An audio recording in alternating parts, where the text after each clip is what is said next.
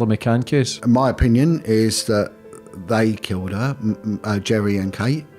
What I've heard is that they were swingers, you know, and that they'd been anaesthetising the young girl, and maybe the girl body had to be disposed of because if it was found, it may well have had signs of sexual interference, which would then put an inference on the other two children being looked at, and maybe prevented anyone from leaving that country.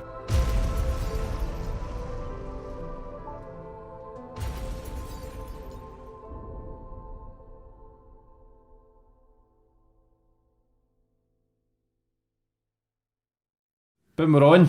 And today's guest, we've got Copper, Jon Wedger. Ex-Copper. Yeah, nearly 30 years in Scotland Yard. Yeah, it's 27 and a half years. Yeah, but you blew the whistle on a lot of paedophile rings, satanic stuff. You went into real deep waters, John, which is fair play. So we'll touch into that later on. First of all, how are you? Good. Struggling. It's hard work, James. It is. When people say they have a calling, I never realised what it meant until I started doing this. It's a calling. As much as I walk away from this, I get pulled back twice as hard. Oh. It's where I'm meant to be, but it's tough, and it is tough. But someone said to me, are you not frightened? I said, my fear is a drop in the ocean compared to the fear of that child who's getting a blanket taken from over him. If we stand back and do nothing, you know, as Edmund Burke said, you know, for evil to triumph, it takes but for good men to do nothing. We can't stand back and do nothing. But it is deep, it is dark, and it is massive, and we have to wake people up to the reality of what's going on. See, I didn't realise how in-depth it was and how satanic it was and how bad it is. I'm just a guy from Glasgow who's everyone just kind of falling in my path just now, where I can't turn my back for people exposing some of these gruesome crimes. Like Barbara O'Hare last week, who was involved in the Aston Hall, where doctors were drugging the kids, raping them, killing them as young as 12. It goes on. You can take Beach Home, Shirley Oaks, you know, there's a whole plethora of these care homes everywhere, all across the country, you know, and they got shut down and they just morphed into private concerns, and it still carries on to this day. But I mean, Shirley Oaks was a big care home in South London, and they had 19 known paedophiles. And then you get deeper, you get into the fact that who is behind this, who's sanctioning this, and you've got to look at who were the cabinet ministers that were for child welfare, and then you realise that they're dirty as well. I mean, the last 5 prime ministers, they all have what they call PAs. They're not personal assistants, they're political advisors. Every one of these PAs, you know, right the way back down to Thatcher and beyond that, had involvement with child pornography, either downloading or child abuse investigations against them. Every single one. You know, I mean, there was one guy, I think his name was Patrick Rock. He might have been either Tony Blair's or Cameron's PA. He was caught with thousands and thousands of images, right, child abuse images. And I think it might have been Cameron. Cameron put him in charge of internet security. And it's dark and it's dirty. And honestly, you've got to look at who either attacks you or who backs you. And there your answer is. But it's well established. It's been going on for a long, long time. And if we look at our criminal justice system, I don't mean to domineer anything here, James, but, you know, back in 2003, they brought in the Bad Character Act in the UK, which says that anyone who had a propensity for a certain type of criminality, it could be brought in during the trial. Years ago, they couldn't on hold do it until they were convicted or acquitted, right? And people thought, it's a massive leap forward. But one of the things they kept tarnishing people with was dishonesty. You're a man of dishonesty, a woman of dishonesty. And that was offences of theft, right? Shoplifting or whatever. It's dishonest crime. But when you say the word dishonest, you instantly think liar, liar, liar. They knew this was coming out on massive scale. They knew it. This bit of legislation, in my opinion, was brought in to attack victims and survivors. And they could also not only use criminal convictions, but they could use reports from schools or care homes. So when these kids were reporting these abuses and I want to touch on what you said about this Aston Hall. In the schools, that they were told they were liars. A report was made, this kid is a liar, a fantasist, right? And if it went on, what they would do to the kids is they would then say, right, if you carry on lying, you'll end up where the liars go, and it'd be next door. So these care homes, kids' homes, next door would be the mental institutions where they would section them, and they never got out. And I know one girl, she's a campaigner for us, and she walked in, she'd been abused in her home herself, but she'd walked in on a little 6-year-old girl being raped by one of the night porters. She went and told the housemaster, who they used to call uncles and aunties, to give it a homely thing. And when she did that, they sectioned her, 11 years old, for life. She managed to get out, and they never managed to get back. Well, that was the thing with Barbara O'Hare. She said there was a checklist: kids from broken homes, personality disorders, homeless, kids who never had parents, because if they take them into a mental institute, they sign them off as crazy. So if they run to the police, they wouldn't believe them. Well, no one's coming for them either. Yeah. No one's going to come and get them. And this is one of the things when and we'll get onto it, the timeline thing, but when I looked at what was going on, I realised that a lot of these children were what they call missing persons. So when they go, thousands of kids go missing every day, they do, but they do turn up. But what they don't do is debrief these children and say, what you're doing when you're going missing. Now, I worked in one department for child abuse, and I said when I moved there, and this was not too far away from here, we're in East London at the moment, and I said to my sergeant, on my first day, are there any problems with children involved with prostitution? She said, no, not at all. We've had an officer that looked into it for 2 years, never one case. I got a fax sent through from social services, sent through to me within 10 minutes of starting there, and I rang up the first care home and I said, excuse me, I told them who I was, how many kids go missing from your home every week? They said, we usually use about 5 kids. The average number was 5 kids. We lose 3. I said, come on, cards on the table, what happens to them? They picked up, taken the brothels. So within 10 minutes, I'd found 3 kids. By the end of 5 days, I'd found 50 children. Whereas before then, and child prostitution, and people don't like that term, but it is what it is. Right? If you don't look for it, it ain't there. It's hidden, it's gone away. And this will one day be a national disgrace. And then what goes with that? Depression, suicidal issues, self-harming, diseases, alcoholism, drug addiction.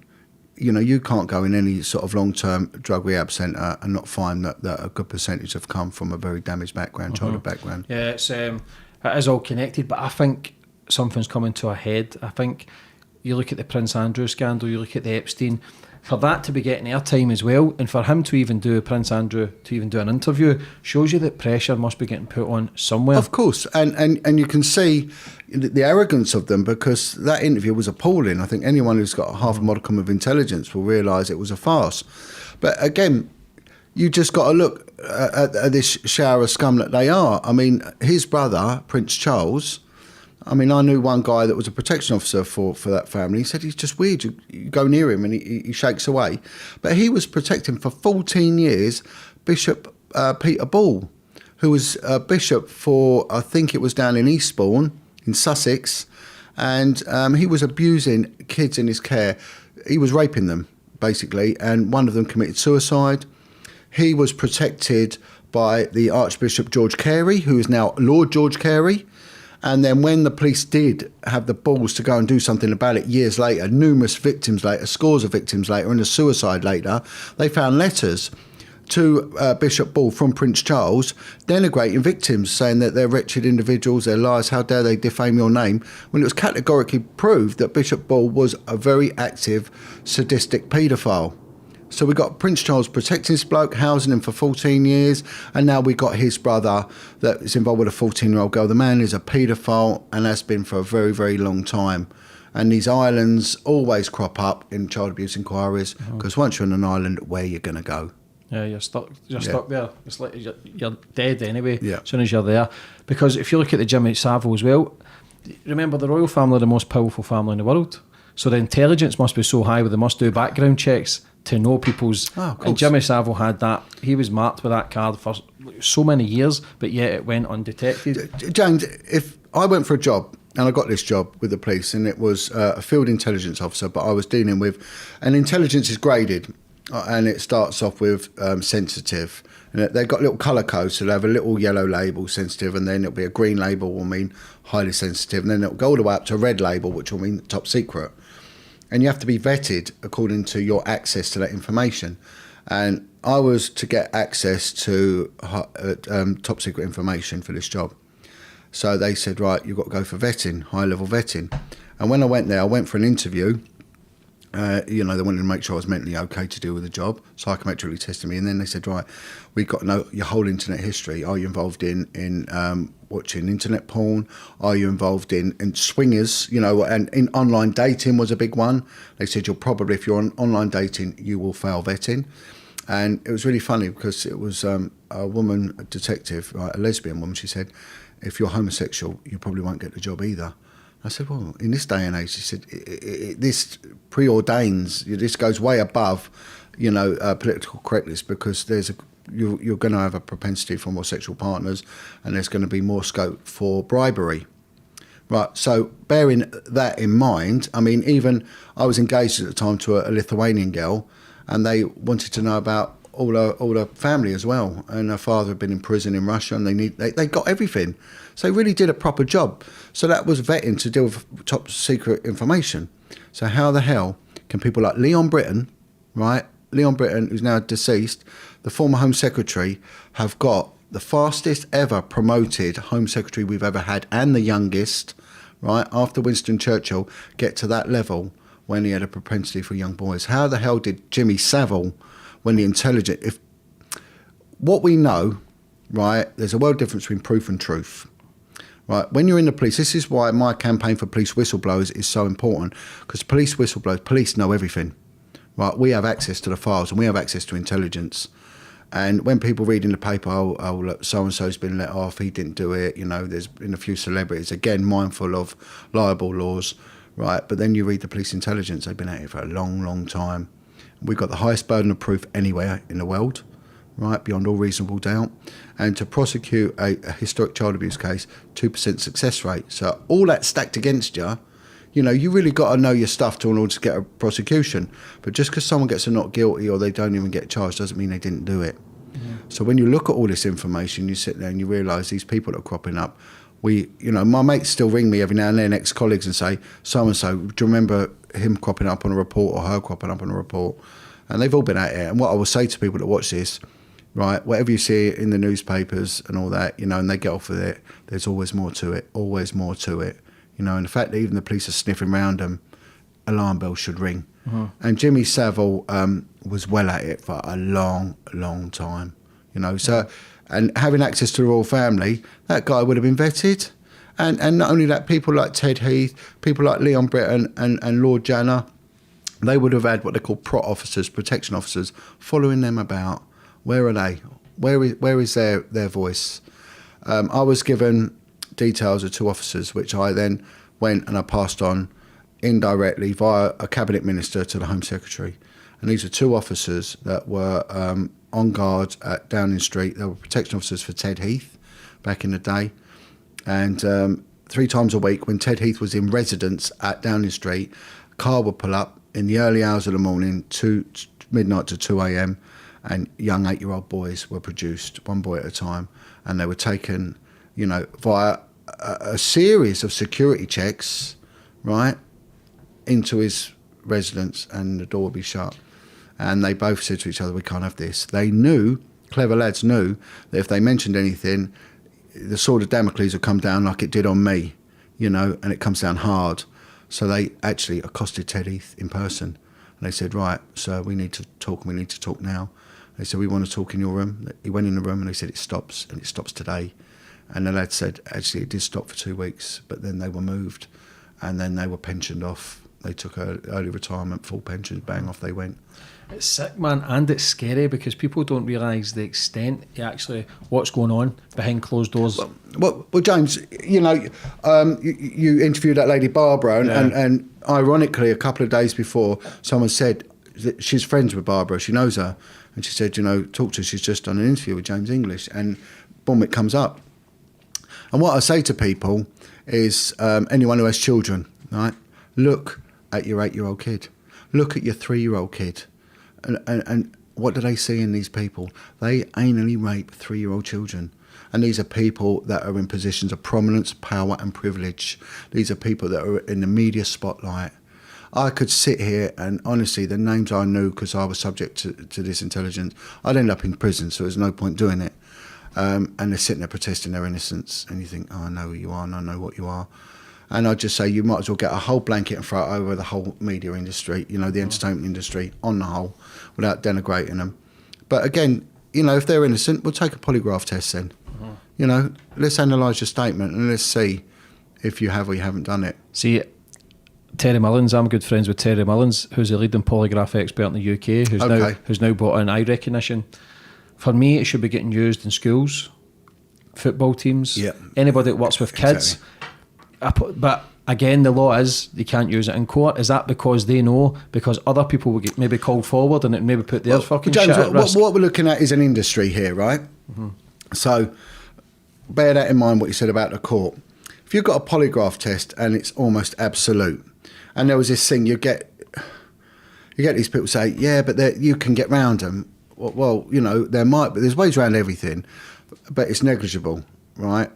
And they say if you put a stone or a pin in your shoe, I mean, come on. That's all they say. What bellend's going to do that? It's just a total nonsense. But they were breaking up families on the Jeremy Kyle show. They were that accurate. They could have got sued if they were inaccurate. But the fact of the matter is, these people can't pursue a legal case because they were proved to be a liar, right? So that's how powerful it was. Now, what people started saying is, well, why don't they use them, like you've just said, in our criminal justice system? But let's look at our criminal justice system, shall we? Let's just take a chronology of child abuse, if we may. A child is a cash cow from cradle to grave. The fact that these people abuse children, they do it for one reason only. They enjoy sex with children. They might have been abused as kids and they might have been hurt as kids. But you know what? Tough. We can deal with you as a victim once you put right what you've put wrong. Then and only then. Come and work with us then. And come and give us information on other paedophiles. Tell us about the satanic groups and then we'll listen to you. But up until that point, you ain't no victim because you've gone on to hurt others. So if a kid ends up in the care system, that kid is worth money, right? So they go in there, they get £2,000 per week per child, and if they've got special needs, they get more, right? The kid inevitably, if it's not looked after properly, and then it ends up being abused, it's going to kick off at some point. That's usually going to portray itself in mal sort of behaviour, what do they call it, maladjusted behaviour. Right, so then you're going to get SENCOs, special educational needs people coming in who are going to charge money. And then the kid's going to then kick off a bit more. So then it's going to get the mental health professionals who are going to make money. And then it's going to go to the youth courts, the juvenile courts, who are going to make money. From the juvenile courts, unless there's intervention, it's going to progress to the magistrates' courts onto the Crown Courts, in the end, via the family courts as well, that make a huge amount of money. In the end, it'll end up in a coroner's court. So from cradle to grave, they're making money. So as well as a care home's £2,000 a week, you've got all the other professionals. You try and get a solicitor who doesn't charge less than £400 an hour. They even charge for faxes. They're the biggest bunch of crooks going. And then you've got circuit judges. So you're going to be paying £8,000 per day per trial. So there is no incentive to stop that gravy train that they've got. Now, if a polygraph test was brought in and how it should be, did you abuse a kid? Yes, yeah, boom, boom, boom, and it's done. And then they get the sentence they need and the therapy they need, and then we can put society right. But all them people are going to be out of a job. Yeah, but even the sentences, John, are so lenient that as a man get caught with 500,000 videos and photos of kids as young as 2 being raped and only get 18 months, I get 6 months in Berlin for a fucking driving offence. Do you know what I mean? So why is the sentences so lenient on paedophiles? It's funny that, because I was before the present Commissioner of the Metropolitan Police, and this was when just after I whistle blew, and then the attack come on me. There was 9 attempts to imprison me for speaking out, and I sat down and I let her have it. And I was meant to have a meeting, me and her, one-on-one. And I went in there was 9 women. She was like the queen bee around this desk, with these 9 women. And I recognised a couple of them, and I know that they were both lesbians. What you make of that, whatever, that it's just not a homophobic rant at all, right? And I thought, I've had enough of this. This is just wrong. This is meant to be me relaying my message to her, how prevalent this is. And I said exactly what you've just gone on about. I said, listen, I can go into a children's home. I can get a dysfunctional young girl. I can groom that girl. I can give her that attention she's never had, and that girl will think I'm her boyfriend. I will then have sex with that little girl, right? and then I'll get my mate to have sex with her, and then we will take her and we will trade her every night, making money out of her as well as having sex with her herself. We will then get her friends involved, and you have not employed one dedicated officer to deal with it. But if I was to lean over my fence and call my neighbour and I said something quite derogatory, right? I said, you would have every unit down, I'll be nicked, I'll be banged up, I'll be in court by the morning, I'll be out of the house, the local authority will come on top of me, and I'll be on a register as well by the end of the week. How is that what society deserves? And she had nothing to say. And what upset me more was that I turned round, and when I said this racist word, and I'm not like that, it was proving a point, someone drew a sharp intake of breath. And I said, I've just been speaking about having sex with young girls, and no one blinked. Yeah, I say that, and you're shocked. And this is the mentality of these people. It is wrong. And there was a guy I worked with. He was a detective, right? And he got himself a job as one of these internet decoy things. So Scotland Yard set up this unit where they trained undercover officers to make out they were like little girls and get groomed, you know? Anyway, he was on this elite little unit, and he was going all over the place. He was giving talks on it, this guy, right? And he was involved in swinging. And I bumped into him one day in the pub, and he was with a girl, and he'd met her at a swinging party, and he told me, as well as being a copper, he was organising these high-level swinging parties. And he said to me, it's unbelievable, he said, because the top guy in my Masonic lodge, who was a Mason, he said, he goes there. He said, we've got a judge from the local Crown Courts going there in Hertfordshire, he's going there. And this place actually did end up, it was in Radlett, it did end up in the papers as this sort of big top-notch swinging thing. And he said, well, everyone's going there, it's a good way to get connected. And he went to the toilet, and the girl was with, she didn't seem too happy at being involved in this. And we sort of got talking. And anyway, I thought nothing of it. I thought it was a bit odd. Anyway, about 2 weeks later, I'm going to get the train, and he's been arrested, all right? And sorry, it was a bit later than that. It was a few months had gone on. But he's on the front page. I think it might have been the Sun newspaper. He was caught. Now, they used to grade pornographic images 1 to 5, right? So 1 would be like a topless child, and it was negligible whether or not it was criminal, because people do take photos of their kids in a bath. At the swimming pool. Yeah. But then it goes down, and when it's level 5, this is children that are being sodomised and having sex with animals. And one of them will get you an 18-month prison sentence, an image. This guy had 2,000 level 5 videos, right? And they were found on a police computer that he'd stolen, right, from the City of London Police. He'd stolen it. And before he joined the police, he worked for the intelligence services, and he was in the intelligence regiment in the army. And so really, all of that, he should have been given 10 to 15-year sentence. He got a community service order, and he was commended for his covert work in Northern Ireland. So, you know, this is back scratching on the highest level. How's your head, John? Seeing those photos, images, innocent kids being abused, how does that affect you mentally? It damages you, and it damages you to the core.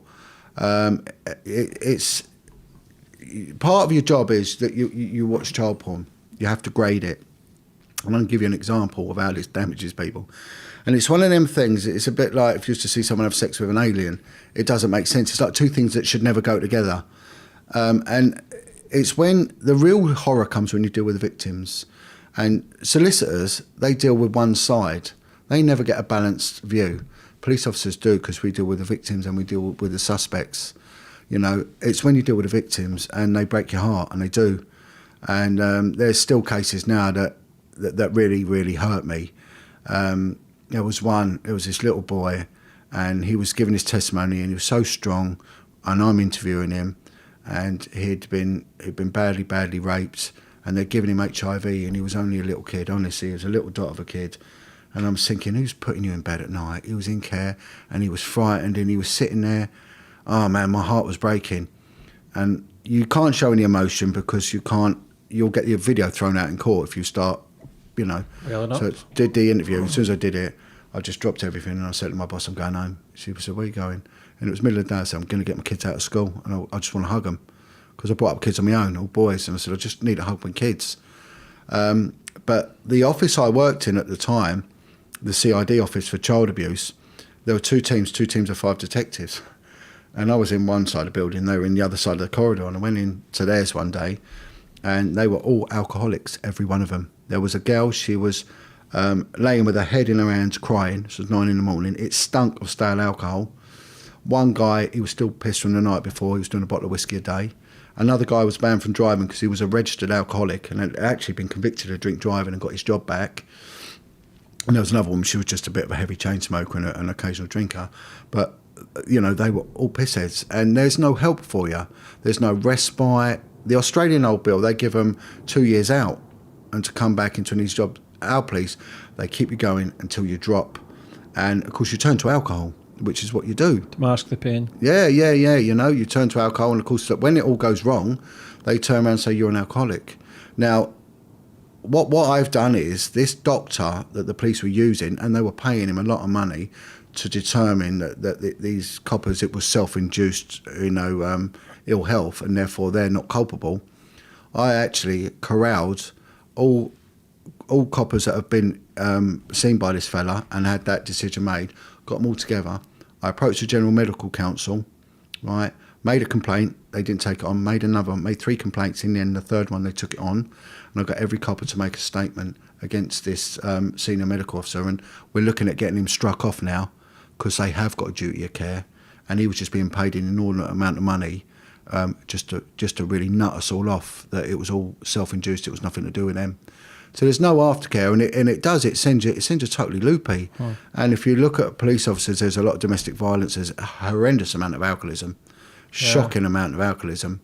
You're just getting used. Yeah, you know, that's it. Because everything you done, John, you went against them, you blew the lid on, because you had so much information on the paedophile rings right from the top, told you, we've been told you don't go through with this. Yeah. Well, what happened with me was, I'll just give you a quick example to bolster up what I said. I took a case one day to court, and it was a guy, and this sort of conflicts with what I said last time about the copper who got convicted. And this was a guy that had been downloading child porn. And we went to court, and I'd graded these images 1 to 5, and I'd undergraded some of them because they were children from the Far East and they got less body fat, so you can't really determine their ages. So a 15-year-old Filipino girl might actually look 8 years old, you know. So anyway, so the solicitor thought that they had an inner to get the case thrown out, saying that I was bad at decision making. Anyway, one of the images involved a little kid, a tiny little, I don't know how old, but it was an infant, on an altar, and I don't know whether it was staged or it actually was an altar with a priest raping this little baby, really, you know, an infant child. And this solicitor had made this complaint about getting this case thrown out, and then sort of criticising my ability to grade these images, and said to the judge, no, we want these images written off his indictment. And the judge said, well, if you're arguing Mr. Wedger's credibility, then I've got to look at all the images. And they didn't want that, but he said, no, if you carry on arguing, this is what we're going to do. Arrogant tossers, that they said, yeah, we'll go ahead with that. So the judge said, officer, can you bring me the laptop? So I brought the laptop, and they were all in thumbnails, and he said, just scroll down at a speed so I can look through. And he's scrolling down, and you could sort of make out what was going on with a lot of them. And then all of a sudden, he'd picked out this same image that horrified me with this priest. And he went, stop. He said, what's that? Enlarge it. So I pinged it up large on the screen. He went, my God, is that staged? I went, we don't know. We don't know. I mean, you could try and identify a location by plug sockets and things like that, what part of the world it was, but this one, it was too many, it was thousands of them, we couldn't do it all. And he went, and he downloaded that. I said, well, he didn't just download it, he exported it. So he made the image, and he'd actually put a comment on this guy, and we proved it was him. And the comment was, she loves it, she's really getting it, this one. And this judge was horrified. He'd never seen something so perverse in his life, and I genuinely believe he hadn't. And with that, he leans over and he picks up this pot of pens, and he stands up and he just chucks it straight across the court, and it smashes on the glass where the defendant's standing, and he went, get that bastard out my court. And we gave him 10 years. It got reduced on appeal. But, you know, you can see that this was a civilian, was all of a sudden put in that environment. Mm-hmm. And I say this to people, you know, they're going about child abuse, you know, they'll get over it with therapy. Well, I tell you what, show a child porn video, And I tell you what, there wouldn't be a sane, decent individual in this country that wouldn't want hanging brought back, you know. But moving on to your last... See, I think they should bring hanging back. I know in America they have the chemically for their... But it doesn't take their thought process away, you know. I mean, they've tried it in the Scandinavian countries, but the mind's still there. Yeah. It's what they call the mens rea. They say 1 in every 30, John, has got paedophile tendencies, which is 1 in every street. Well, there was a profiler, a sex offender profiler, said that victims, we're looking at 30% of the population of victims. Mm-hmm. So, you know, the people it affects, 30%. Now, if it affects directly 30%, indirectly, it's going to affect their partners, their family and everything. It affects everyone. Yeah. You know, see the paedophile rings, and paedophiles, when they go to prison, they end up getting a community. They end up befriending each other. And is there not a way we should put them into segregation units and keep them fucking away from everybody and anybody? Lock them in, put them in a fucking tomb, just leave them there. Obviously they've got their health and safeties and all that shit, but that shouldn't really matter. They should be kept away, solitary confinement, until they get out for their sentence. And they shouldn't be a priority. The victims should be the priority. Yeah. The money should be on the victims, not on them. You know, and they knew that they were a risk, right? So if we look at the severity of crime, you know, there's nothing more on the indictment books than murder. It's Section 1 of common law, murder. But murders don't need to be segregated in prison, right? But paedophiles do. And now, when they brought in what they call penitentiaries, which are penal reform places, right? I think Pentonville Prison was the first one. And this is where they knew that sex offenders against children were such a risk that they had to segregate them. But back then, they used to have to put on that these persons were not on normal circulatory exercise, NONCE, nonce, that's where it comes from. They knew even back there in the 1800s they were a problem.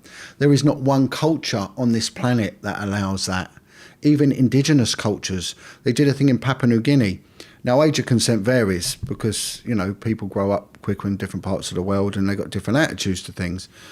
But, you know, you take indigenous cultures, which they're illiterate, you know, they've not been educated and they're devoid of structured religion, you know.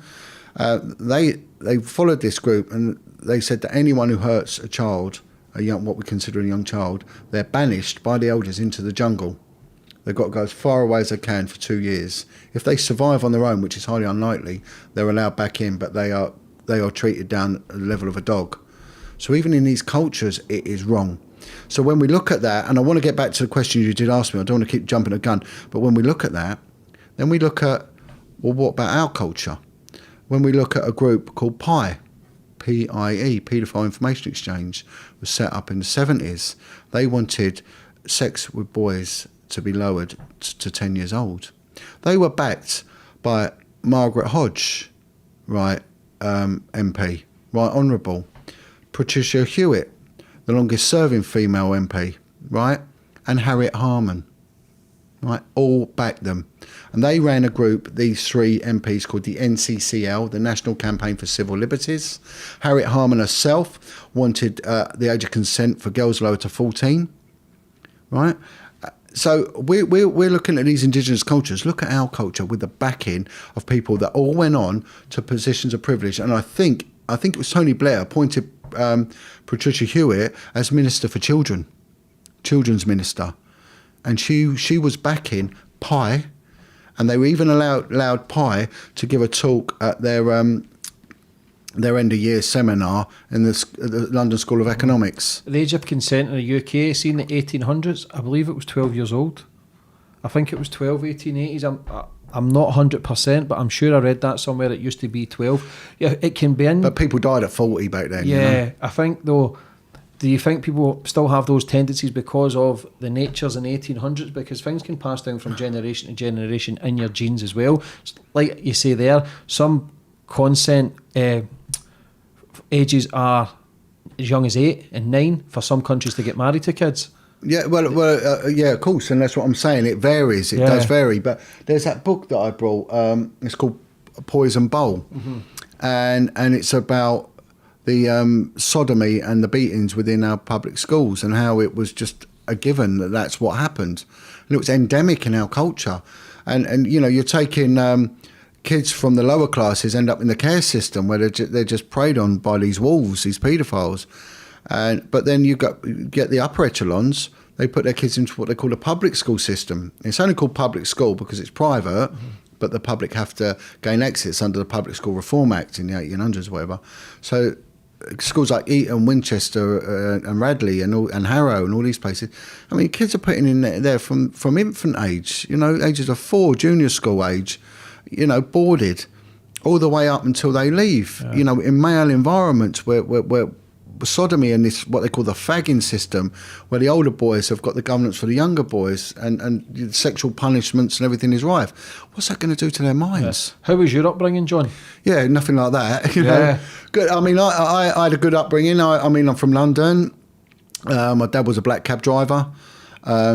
He was sort of estranged from the family, really, and him and my mother, they sort of split quite early because he was from like a Italian background and strict Catholics, Is that where your tan comes from? Yeah. I think the Sicilian side of it. So, so we never saw much of him. He died when we were quite young. Our mum worked in a pub.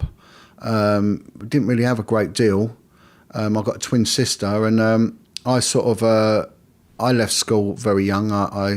But I had quite a high IQ, so I managed to get on a course to be a trainee architect. I needed A levels, but I passed the entrance test and they accepted me. But I can't sit still. I was inside and I didn't like it. So within about 6 months of that, I was working as a trainee bricklayer. And it was all right. I've been bricklaying the last few days, funnily enough. It was all right, but the bloke I was working with was a bit thick. And I couldn't cope with him. So then I ended up as a telecom engineer. I worked for British Telecom, and I'm a good swimmer. I love swimming. It's like my passion. I just swam to work if I could have done. And I do like what they call wild swimming. I've swam in lakes all year round. I just. Do you think that keeps you sane, John? Oh man, and it helped me. And and if we go on to the mental health thing, when I was under attack, I did this thing where I swam. I did a lot with East Europeans, and they got heavily demonised before they came over here, and I really liked them. They were just great. I thought they were real tough, lovable people. And there was one guy, he's saying, even in Lithuania, he'd swim when it wasn't frozen solid in a lake, and he said it just clears your mind.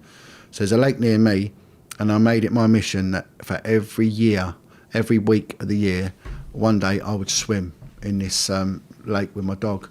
And it saved my life, to be honest. Cold water exposure is good for the mindset. It will release endorphins, which will fight anxiety and depression. It's good for the skin. It's good for so many health benefits. So for anybody that's watching, maybe struggling, look up cold water exposure. A guy called Wim Hof as well.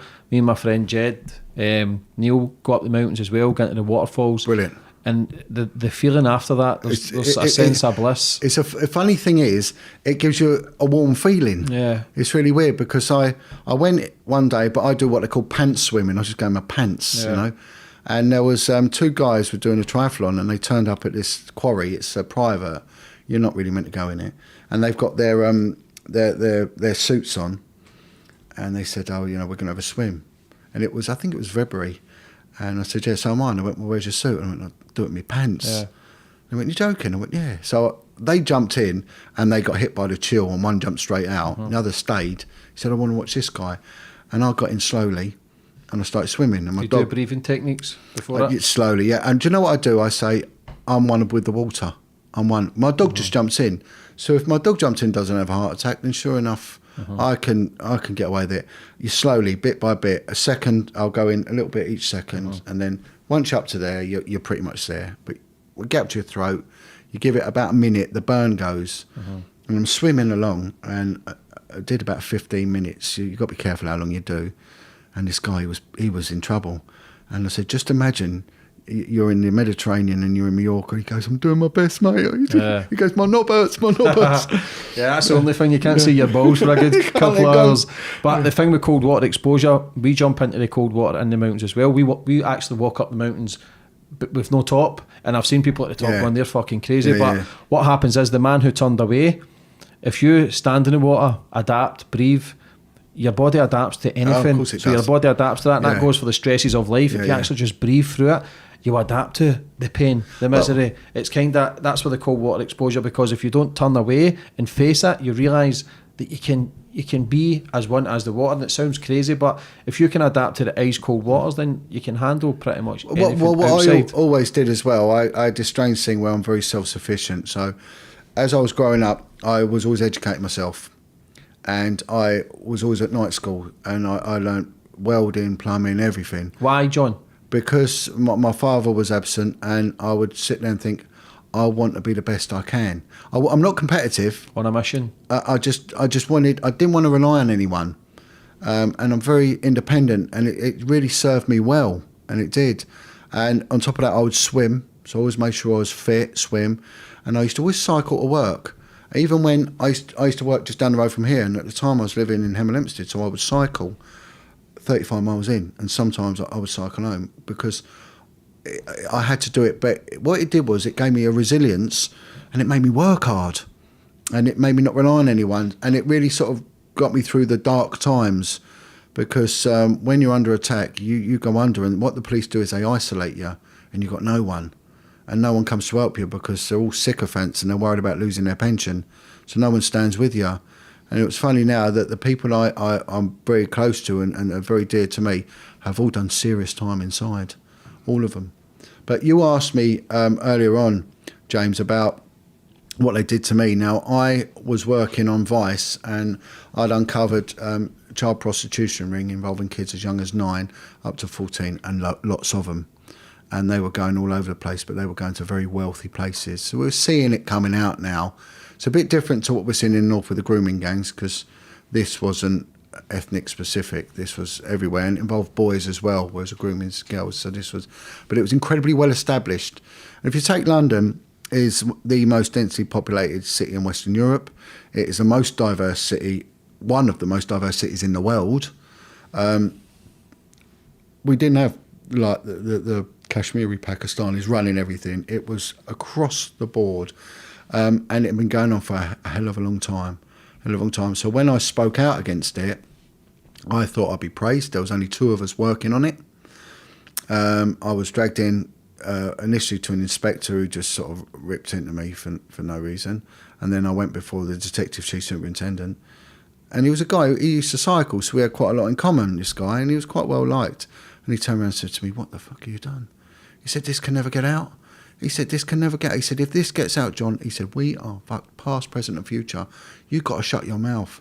Now, I brought up 4 kids of my own, which added to a lot of hardship as well, because it was just my income, and I've always been skint as a result. And he said, "I promise you, if you mention a word of this, John, you are going to lose your home, your job and your children. You've got to shut your mouth." He said, "You've got no idea what you're up against. You'll get thrown to the wolves." And the way he said it, he had meaning behind it. He knew what he was saying. He was confident enough to say that. And because I never spoke out, they almost every single one of them threats they nearly carried out. And I never really understood why until I teamed up with the other whistleblowers. I'm now a member of the government panel now for the independent investigation of child sexual abuse, and realised that this has been going on a very long time, and there's a lot of people involved. What information was it you had? Kids were being taken to very, very upmarket restaurants. There was a member of the judiciary involved. There was someone high up in the police involved. And these kids were being taken to very, very wealthy establishment places for sex. But they were traded everywhere, James. So they were not just traded in posh places where they could be getting 500 quid an hour for a kid. They would, a minute later, they could be taken to, an East End crack house and traded for crack. They were just traded everywhere. These kids were just being used as a massive commodity. And it came from the top. Don't go any further with this. Yeah. Why did you want to be a copper? Well, I didn't. And this is where it come into it, because I used to swim a lot, and I thought I want to do a job where I can swim every day. So I thought I'd join the fire brigade. So I put in to join the fire brigade. But my twin sister was a fingerprint expert for the police, and she said, "Look, join the police. The Met Police have a diving unit." And I trained as a commercial diver, but there was no work. I trained up in Fort William, and there was no work for them. So I thought, I could do that, but I didn't actually like the police. I just, and the reason I didn't like it, I don't like football, right? And back then there was a lot of hooliganism, and all you ever saw on the telly was the police being beaten up by football hooligans. And I thought, well, I don't want to spend my time being smashed about by someone on a football field. I don't like football, and I don't want that. So my sister said, look, I'll get you the forms. Now, the forms were massive. The fire brigade was like a pamphlet. And I actually passed both of them. And what happened was the job I was in was given redundancy. And both start dates were almost the same. But the fire service wanted me to start in February. The police wanted me to start in April. And the job I was in was giving me redundancy in March. So I took the job that would give me redundancy. And then I could do the I wanted a job. So I took the police. I didn't like it. I didn't like the training. I hated regimentation, absolutely hated it. There was a lot of guys from the military that loved it. I have a difficult thing with respect, right? A leader should lead. I think leaders are born. I don't think leaders are made. And they lead by example, and they have compassion. I had a guy who was like a stepdad to me, and he was a very violent and dangerous man. He was terrible. He was always being arrested for fighting, and he died really as a result of his violence and that. But he was really good to me. But he was a hard man, but he was a fair man, you know. So when I joined the police training, they were bullies, and they all thought they were hard men, you know, pushing people about, and it was just, and I couldn't respect them. So training, I found, I didn't like it, and I'd have been no good in the army. No good whatsoever. I didn't mind the physical side of it. The intellectual side, it was very high. You got tested every day. They'd have role plays, but it was all false. It was all a nonsense. And again, the university kids seemed to do well at it because they could sort of mould into that stupid environment. And the military guys did well because they loved being told what to do on marching and all that. And I'm not denigrating any of them. It's just, you know, my side of things. So I didn't like training. But then I went to South East London, just across the water from here, and it was the worst part of London, you know. And I just flourished. I did so well. I did so well on the street. And then the natural progression was to go into the detective branch. And I got into there, and I was very good a communicator, so I was used really to get information. And it nearly cost me my life on a couple of occasions, but it was good, you know. How did it nearly cost you your life? Because I ended up, I've done many specialist departments, and everything in the end ultimately was pushing me towards the children. But there was a little glitch in it where I was asked to go on to, when I was on the Vice unit, they had what they call a gaming unit, casino unit. And they were the only dedicated one, I think, in the world. I think there might be one in America. The Highway Patrol sort of governs gaming for some reason out in America, but they haven't got dedicated detectives on it. And because London's got, I think we've got 23 casinos, and London's casinos pay out more than anywhere else in the world.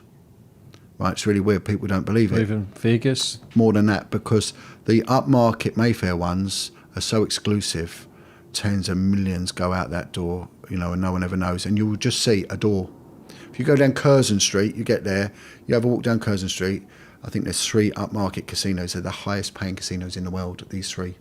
I'll need to send a couple of the boys that have been on this show before down there. Yeah, well, and so I started dealing with casino cheats. And I was just become very good at it. And they thought that there were hundreds of these gangs from all around the world. They weren't. There was one gang, and they were all Kurdish, Turkish Kurds, you know, and they were just awesome. There was a East European gang that was doing roulette, but these were poker cheats. And I sort of then started shutting them down. But it turned out there was an organised crime element to it. And as I was shutting them down and I was raiding them, I was also seizing heroin. And I've got to be careful what I say, because some of this is undisclosable material. It is highly, highly dangerous for, you know, even now what went on. But in 1 week, needless to say, I'd seized just short of 300 kilos of heroin, and it was something like 89 to 90% purity. It was all heading to Leeds and to Glasgow. Glasgow, they got bigger money. So I really upset the Turkish mafia. And so what was happened then was there was a contract put out to have me shot. Now, there was an undercover cop that was working, I think, for the National Crime Squad that had infiltrated the Turkish mafia. And there was cards were passed around in coffee shops and that with my picture on it. And they called me the blue-eyed snake. And they said, because I was just always scruffy, And they said, be careful of this man if he comes nosing around. You know, he looks like one of us, because I was dark, but he's got blue eyes and he's actually a copper, Jon Wedger. And then I kept seizing the heroin. So there was a contract put out for £40,000 to have me shot.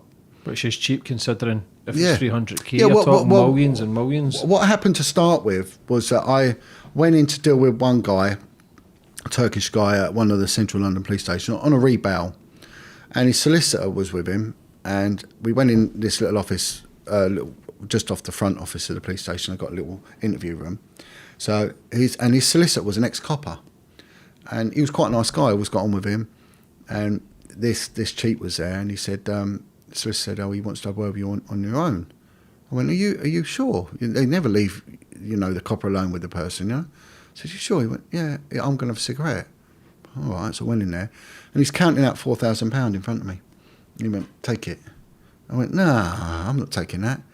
And he went, "Fuck's sake, John, take it. We know you've got children, you've got bills." And in the end, he said, "We'll pay you 80,000, because they were making 80,000 a night, from the cheating and all that. And I wouldn't take it. I said, no, I'm not taking it. I'm not, no way." And he went, "Big problem, John. There's a big problem coming." And then what happened was a contract was put out to have me shot. But the guy it was given to actually went to the police and said, "Look, I want to sort of basically hand himself in," and gave the information and said, I'm not doing it." And it turned out that he'd been in trouble as a kid, and he sort of knew he did know me, this guy. Yeah. And so he handed himself in. So and he turned around and said, "Look, there's a contract out to get Jon Wedger shot, and it's because it was given to me, and I'm giving it now to you." Oh. So I was removed from that area, and I was taken straight up. You've ruffled feathers every bit, Yeah. every bit of work you've done, John. Yeah. That could probably be your downfall as well, is try to be too good to try and clean up the system. What's your hardest interrogation you've ever did? I dealt with one guy, and it's always paedophiles because they're intelligent on the whole. They're not honourable, but they're intelligent. And there was one guy in the interview, he was a psychopath really, and he'd always got away with everything. He was an absolute snake, and he actually, in the end, he did get off on an appeal. He did get 15 years, but he beat it on appeal.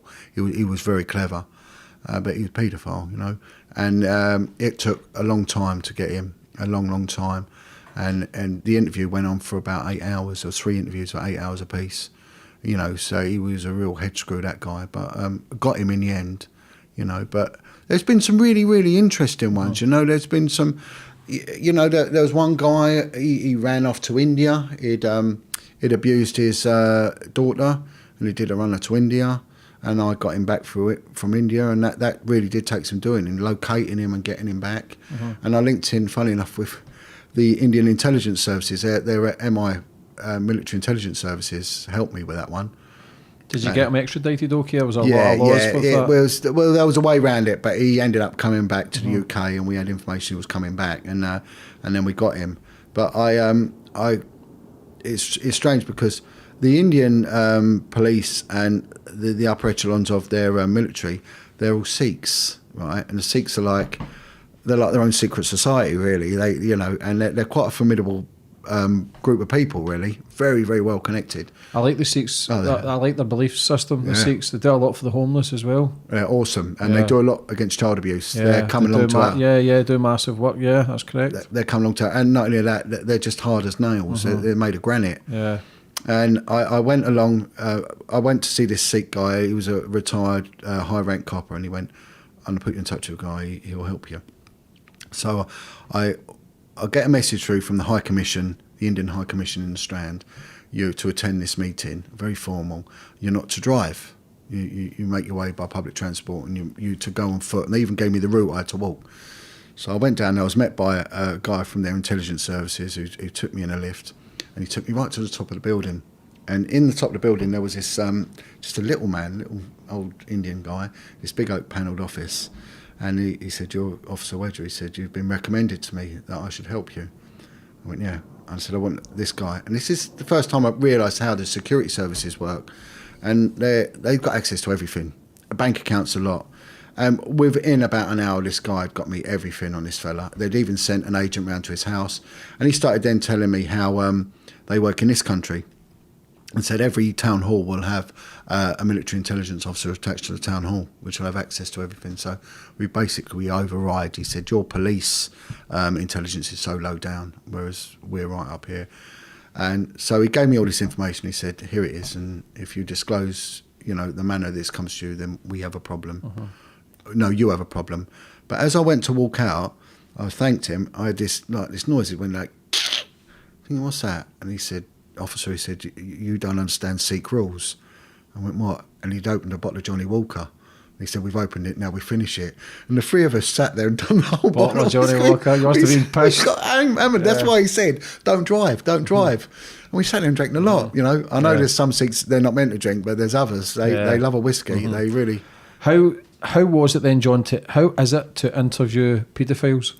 They're very clever, and what you got to do is a lot of coppers, because I ended up teaching interview skills, and there's nothing sneaky about it. It's a thing called reciprocity.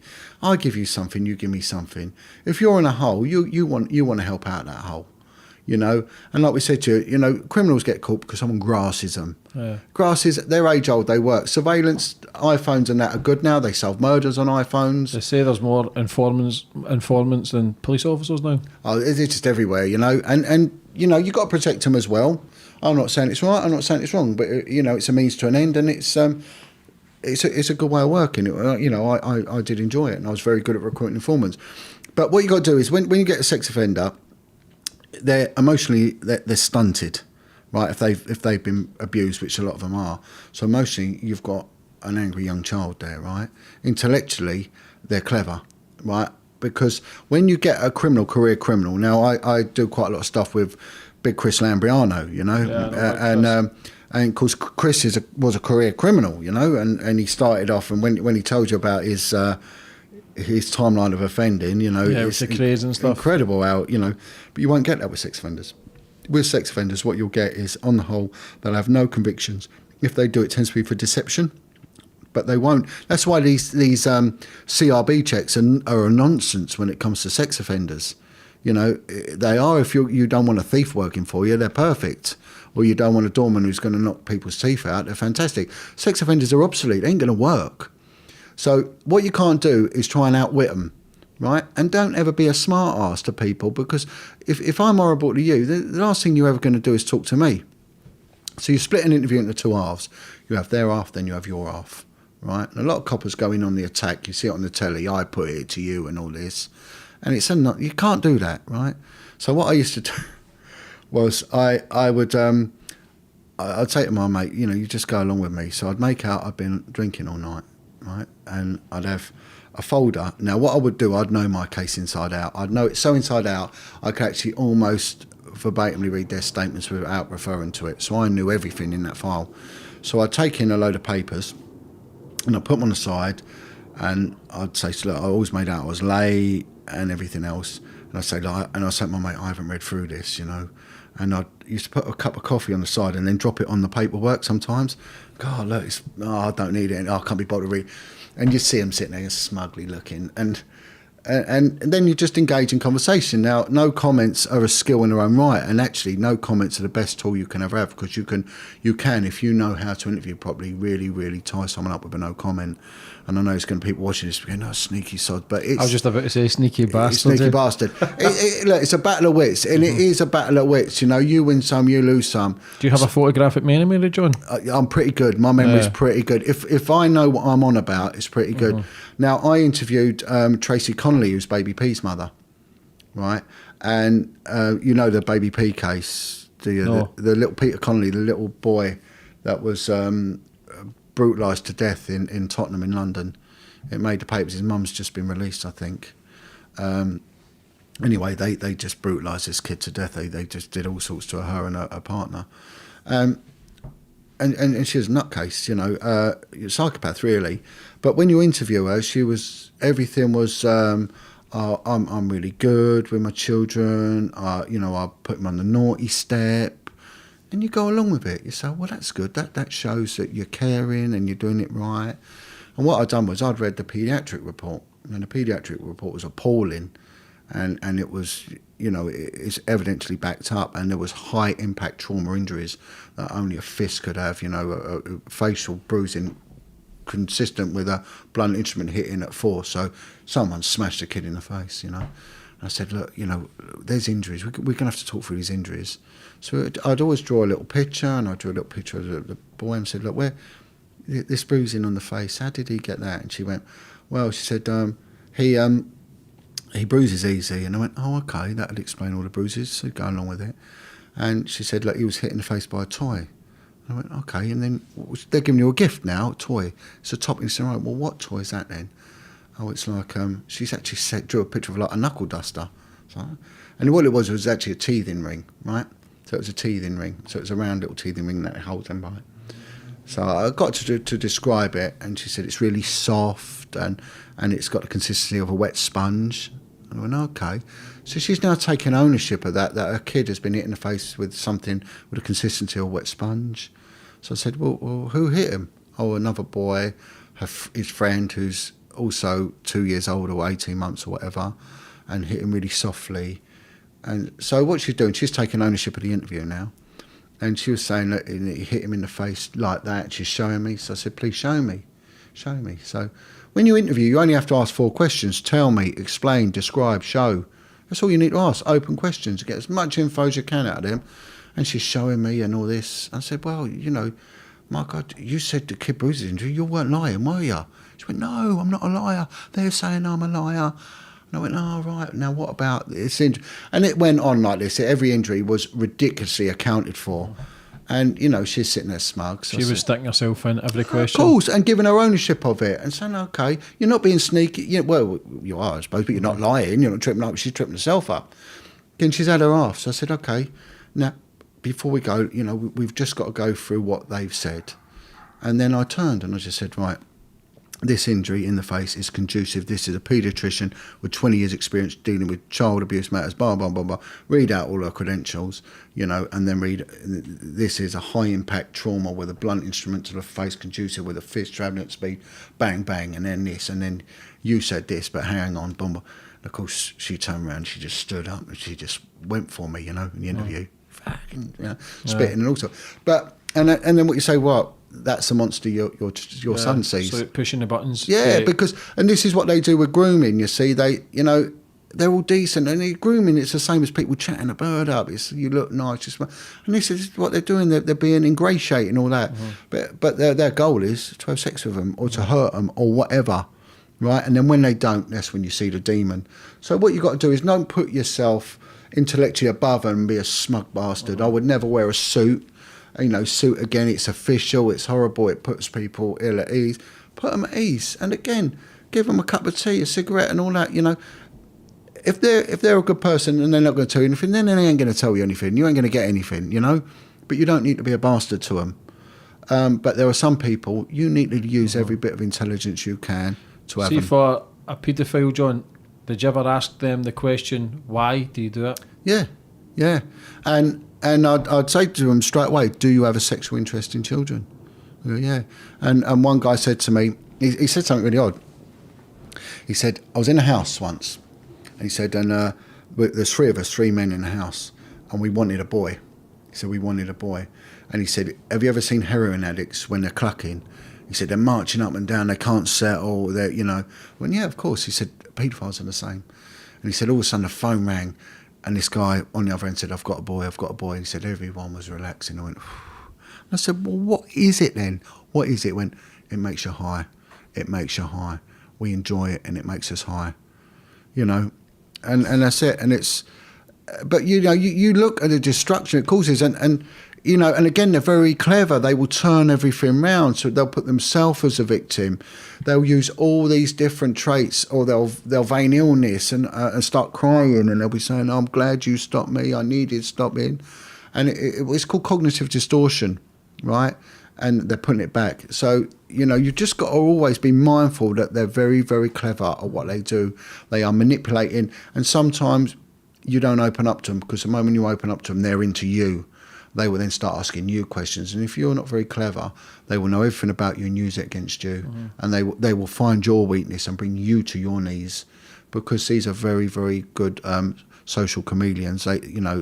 They've studied it to a fine art, how to find someone's guilt and use that guilt to manipulate for themselves. Did you ever lose the head speaking to one? I'm glad you said this, right? I lose my head in a different way. I use my anger to actually, and I'm going to say this, and I don't think I've ever said this before, to destroy people. And I would use it to use my intelligence and everything to take them down. That's why I enjoyed doing it with the sex offenders. I would have them I was very clever at what I did. Very, very clever. And I would use every opportunity. Nothing was wasted with me. I would think about it constantly. I was taking paperwork home and I was just knowing everything about my case. So that's how I used it. I would never come the hard man with it. The police is a very violent job. And, if you stay on the street too long, you're just going to end up a thug like them, And so everyone gets knocked about, and I have been injured, I've had my ribs broken. I've had a knife pulled out of me. I've been smashed about and all sorts. And a lot of them did. That's, especially when I worked South London, that's how it was. It was just, but I didn't want to go through my working life like that. I wanted to do other stuff and I wanted to progress. So I had to get away from uniform policing. Now, you've mentioned about losing your head. I don't know if you've seen it. No, I understand that this goes out later than we're recording it. But Tommy Robinson has just been arrested. Seen it? Now, this is interesting. Now, there has been calls for me to reach out to him and him likewise. I don't want to get caught up in that Muslim stuff, and I don't want to get caught up in the alt-right politics and all that. However, I'm going to side with him massively on this one because his daughter was sexually assaulted by what looks like, if the information is right, a group of paedophiles who have got themselves down into like a paedophile haven, which is Centre Parks, and they're in cahoots with each other. So you've probably got a conspiracy to commit indecent assault. So every one of them should have been arrested. They should have been searched. Their computers, their phones should have been interrogated. They should have done a Rolls-Royce job on them. And instead they arrest him because he detained one of them, and in the melee, one of them gets a bit of a spanking. Yeah. Tommy got the jail because apparently the man grabbed his daughter, 8-year-old daughter's bum. Yeah. And he lost the rag and Tommy got the jail. Yeah. And I'm not for the politics side. No, I'm with you. For the grooming gangs and what he does, it takes a lot of courage and balls to put himself at the forefront because his life is in danger every single second of the day. and this is the first time I've made a public testimony towards him. I know his real name's Stephen. And I say to you, if you're out there, Stephen, I don't want to camera, you did the right thing, my friend, you did, and I think you're going to get a lot of support for this, and I myself will personally back you on this one. I don't agree so much with the other, we differ in things, but on this one, you're bang on right. The guys were paedophiles, and I'm going to tell you now, and I'm sort of aiming at this at him and his little team there. We turned up a case, and for some reason they sent the detectives in first. They said, "Can you go to this address? A paedophile has been detained," and it was a Jamaican family had found out that one of the family had been sexually assaulting one of the young girls, very similar age to Tommy's young daughter. And when we went round there, this bloke was just like a battered offering. His eyes were hanging out. I don't think there was a bone left unbroken in his body. And at no point did we even consider questioning how that happened. Weren't interested. Oh. And we took him in. Okay, so he had to go to hospital, but he never said anything. And nothing was pursued on that. And it weren't going to be either. Yeah. We weren't interested. Can you imagine at the swimming with your kid and someone does that? You're close to, everybody's got a breaking point. Yeah. The strongest men can become the weakest, and the weakest can become the strongest. If someone does that to your kid, I'm surprised because I know he can go for it as well. He will not back down. I'm surprised he never killed the boy, but he probably knew the backlash that we've got, and now the papers have blamed him as if he was in the wrong, which is sad as well because this is the thing with media, they don't portray the right story. They don't, and you look, they sent 3 coppers round. That was common assault, that could have been dealt with by a summons. They didn't need to nick him. There was no justification for nicking him. The 3 guys should have been nicked. They're on about a breach of the peace, continuing with a breach of the peace. Well, Nick, the 3 paedophiles. Go and search their homes. You've got a golden opportunity. I used to say this to when I taught detectives for a while, and they're always on about getting the big job and all that. I said, they'll come. I said, but I'll tell you what, there's no worse crime than paedophilia. They went, well, it doesn't get reported much. I said, right, well, has anyone got a Tesco's where they're working? I went, yeah. I said, well, there'll be a guy begging now.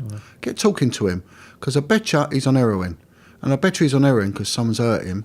And I bet you if you become friends with him, he'll tell you who's hurt him, and therefore you've got a paedophile ring already. That guy's giving you a golden thing, straight away, and help him out.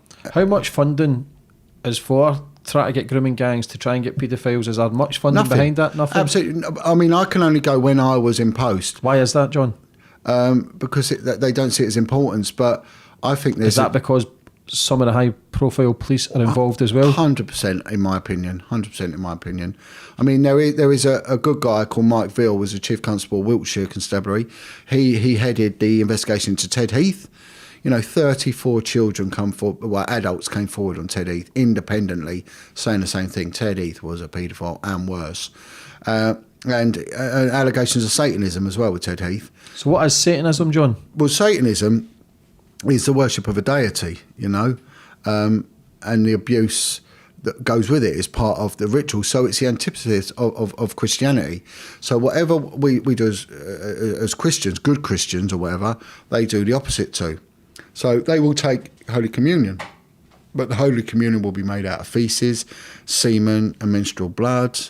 There will be rituals, and children are used in these rituals. The death of infants, there's a lot of sexual abuse goes on it. And, and it's a power thing with it.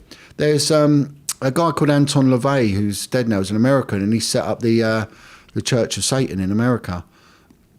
And it's funny, well, if you look at the Church of Satan, go on the website, and if you look at their mission statement, as it were, you're sitting there and think, wow, this is like a really good political party. And they start talking about, we're against bullying, we're in line with nature, we don't agree with hierarchy, we don't, you think, wow, how benevolent. But ultimately, it's just a veil for what they really do believe in. There's selfishness. There's a thing called adrenochrome, which people have been sending me links over the last couple of months, where this is the most expensive drug in the world, but where they get this is by torturing kids, because if they put kids under stress, what happens is the pineal gland releases this adrenochrome, I think it's called, where it goes into the bloodstream. So while they're torturing the kids, they're draining the blood, where this is for things like the Satanism. Is this happening? Is this real? It's massive. Satanism is massive. I mean, there's a thing called the RAINS list, RAINS. If you put in RAINS list the word Spider Cat, there's an activist called Spider Cat. She has put together she actually put online this list, but this list, it's to do with people involved in Satanism. Now, it was compiled by a woman called Dr. Joan Coleman. She's a leading counsellor and therapist, psychologist at I think the Maudsley Hospital in London. So this was where the big mental health place was going on, and she was just really talking to the victims and finding out what the problem is. And it turns out that sex abuse was at the core of most of it. And then when she looked into it, those that were really heavily traumatised with things like DID, which is multiple personality, dissociated identity disorder. And I work with a couple of people that have got this, that are victims of Satanism. It's shocking, it's terrible what it does. But they started talking under therapy, saying, look, this is what's been happening to us, this is what happened as children. They were taken to locations in the New Forest, and they were giving names. And when you unlock a traumatic mind, you find out that with your brain, no one really knows where memory's stored. And now, I'm not a doctor, but I spent so much time around traumatised people and dealing with abuse victims and that. I pretty much think I'm, to a degree, a bit of an authority on things, and dealing a lot with the interviewing stuff and everything else. You sort of got to know the psychology and the NLP stuff and things like that, and profiling. It's all interlinked. Now, they don't know where memory's stored, but they think it's stored all over the brain. So if you get a knock somewhere, the memory's still there. Because if your memory was in one area, I mean, your memory's all about how you eat, how you speak, your language, your movement and everything. So for self-preservation, it's there. But when you get highly traumatic experiences, you can't have them all over the place, because whatever you do, you're going to trigger them easy like that, boom, boom, boom, and therefore you won't function. So in order to survive, it gets pigeonholed, but it gets pigeonholed in absolute infinite detail, and it will get locked away, and it will stay there until at some point it is opened and released. And this woman was very good at doing that. But when you get multiple personalities, each personality would have their own mind, and you could have hundreds in one person. You know, it's really I say interesting, because I get told off for saying that by people who've got it, saying we're not here to placate your enthusiasm or you know, your intrigue. But it's, unless you've dealt with it, I'd say look into it, because it's real, and it's. I love the brain, and it's a powerful thing. I always try to study it and understand it. I wanted to know where my addictions came from as well, and there's so many different theories and factors, but the thing with the brain, you can change it, you can rewire it, Of course. how you think, how you feel. It's so powerful, but it takes time. It's not easy, because there's no much funding for in fact there's no funding for police to target paedophile rings. I'm friends with people from Scotland who run the Wolfpack Hunters. They have had over 100 the convictions. paedophile hunters, they're fantastic. So they've had over, the group I had them on a podcast 2 weeks ago, they've got 100% record of 100% Yeah, they're convictions. I think half have still to go to court. What's your opinion on them? Because I know people think they're vigilantes, this and that. So yeah, I mean, I give a big shout out to them, and they're coming to our protest. I do a lot of work with a girl called Lou, who runs a group for the south of England, and I was part of their sort of group, but didn't really actively take part in anything. I have given my experience to them. They've got to be careful when they go sticking cameras in people's faces, because they're going to end up with suicide on their hand, and if they're doing a citizen's arrest, that's going to be a death in custody with them on it. So they've got to be very careful with that. There's ways and means. They should be doing it for ego things. Yeah, I agree with that, yeah. And some of these people they're going to are very damaged, and you can see them, you're thinking, my God, these are very damaged people. Yeah. So shoving a camera in there and all that, I don't agree with that. But exposing them as well, because a lot of these people get community service and then they're back on the streets walking by schools as well. Well, if they're convicted, then there's going to be public Do you think they should be wait until they're convicted and then show the video? Yeah. Instead of going live at the time. Because they're going to end up but there's no law against videoing them. Well, there's no law, because you can film anything in public. If you go into private, then you're not allowed to. You need permission. But you can do anything in public. Because I think what they do is amazing. I think putting their lives at risk. The boy who I'm friends with, he's had the jail more than 10 times doing what he's doing. Yeah. Now, that's the problem, because you don't want to be, as the Bible says, a man down the well. Why go to jail? Because you go to jail, your family's exposed. And who wants to spend their time being banged up myself with farting other men? You know, there's no need for it, you know, if you can avoid it. So I'd say do your best not to. So don't go to jail. You know, it's simple as that. And the same people say to me, you don't name names. Well, I go to jail. I'm not going to jail because I've got children. That's the thing with them. They don't want to stop. He's thought about it so many times, and probably including yourself. Why are you doing it? But there's just something inside you where you need to do it. You feel as if I've not got anything else. You're too deep now. Well, the thing is with me, I walked away from it, and I walked away from the children. I didn't want to deal with children in my policing career, because I was bringing up young kids on my own, and so therefore to deal with other people's sweaty, smelly kids is nothing I really wanted to do. But it was like the kids found me, and it became my calling. But where it all sort of really got darker was when, like I mentioned about the Reigns list, and this woman was putting names on the list. If 3 people independently named someone, she'd put them on the list. And it's a who's who of celebrities and politicians and all sorts that are actively involved in Satanism. So the moment I started speaking out against Satanism, my word, that's when the attack really come on me, and that's when I realised there's something in this, you know, and this really is a dark underbelly in British society. So how do you deal with that, getting attacked from people? So people say you're involved, or people who say he's an agent himself. I don't give a toss. It makes me laugh because they're morons. And now, funny enough, I gave an example of one of the interviews you did with that lady who'd lost her daughter, and she gets attacked, she gets trolled. Pamela Monroe. I mean, Monroe, that's it. Yeah, her daughter at 15, and she gets trolled, She gets trolled. So what individual would troll that? I mean, I get trolled by people saying, Jon Wedger works for MI5, Jon Wedger, and, you know, one of them was a well-known celebrity, and it's just idiots. They are morons. You know, they either back you or they attack you. If they attack you, then they're going to damage you doing your work. They know they're going to damage you doing your work. You do your work, so you want child abuse to stop. So actually they're hindering child abuse. So you have to look on them with very questionable eyes. Why are these people? I think there's something seriously wrong. I had two guys that were going out their way to really steam into me.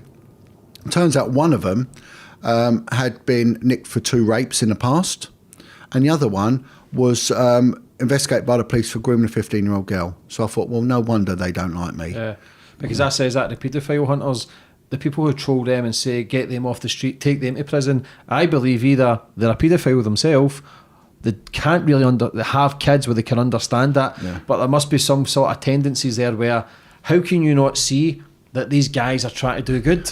Yeah. They're trying to do good, the same as the Tommy Robinson thing with the grooming gangs. I don't agree with Tommy with the politics. I couldn't care, but with the grooming gangs and trying to expose people, I back that 1,000,000%.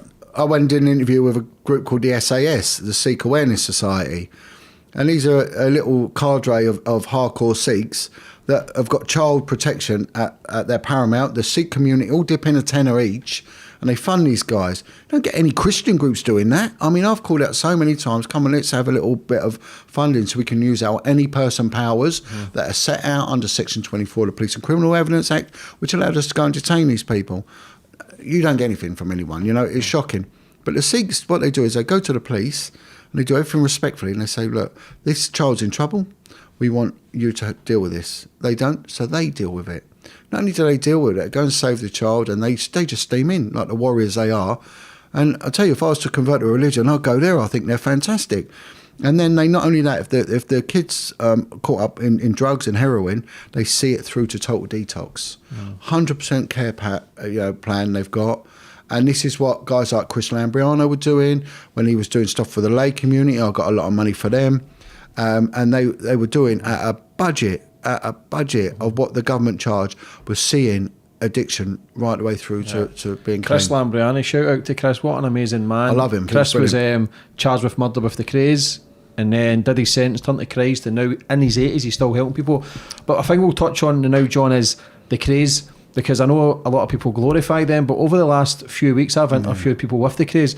They were dirty bastards. Yeah. So they were, I believe, the information that I'm getting is they had young boys who were giving up with politicians. They were evil bastards. They went away because they were bribing politicians, in my opinion, and they were bribing them because of the sex parties they were running. And I've heard things, you know, I've got to be careful again because sometimes I'm in this community, but I am not a fan of them. I've heard some appalling things that they're involved in. Because sorry for interrupting, but information that I got when Ronnie Craig got to jail, he was in bed with a 14-year-old boy.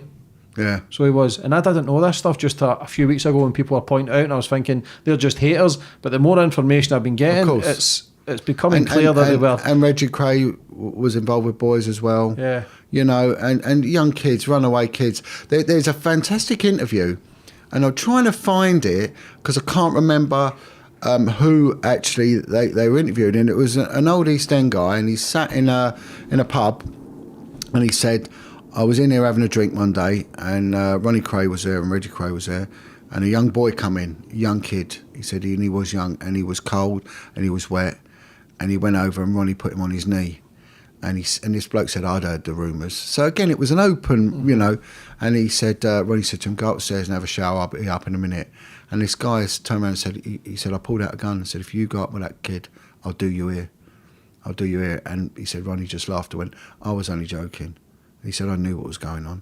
You know, so I hear that a lot, and I do. So I'm not a fan, and I haven't been at all. And I don't want to glorify. Crime causes victims, and so these victims could be, you know, your children and all that, you know. And I've dealt with victims of crime, and it is wrong. Yeah, that's why I need to be careful as well, John. Obviously, I have a lot of criminals on. Yeah. I don't ever glorify these men. I like to understand their backgrounds, their product, or their environment. But we always touch on the victims, but I need to be careful that I don't glorify it, because, like I say, when I'm hearing this stuff about the craze, and I've had people on speaking about the craze, I'm thinking, fuck me, man, I shouldn't be promoting the craze.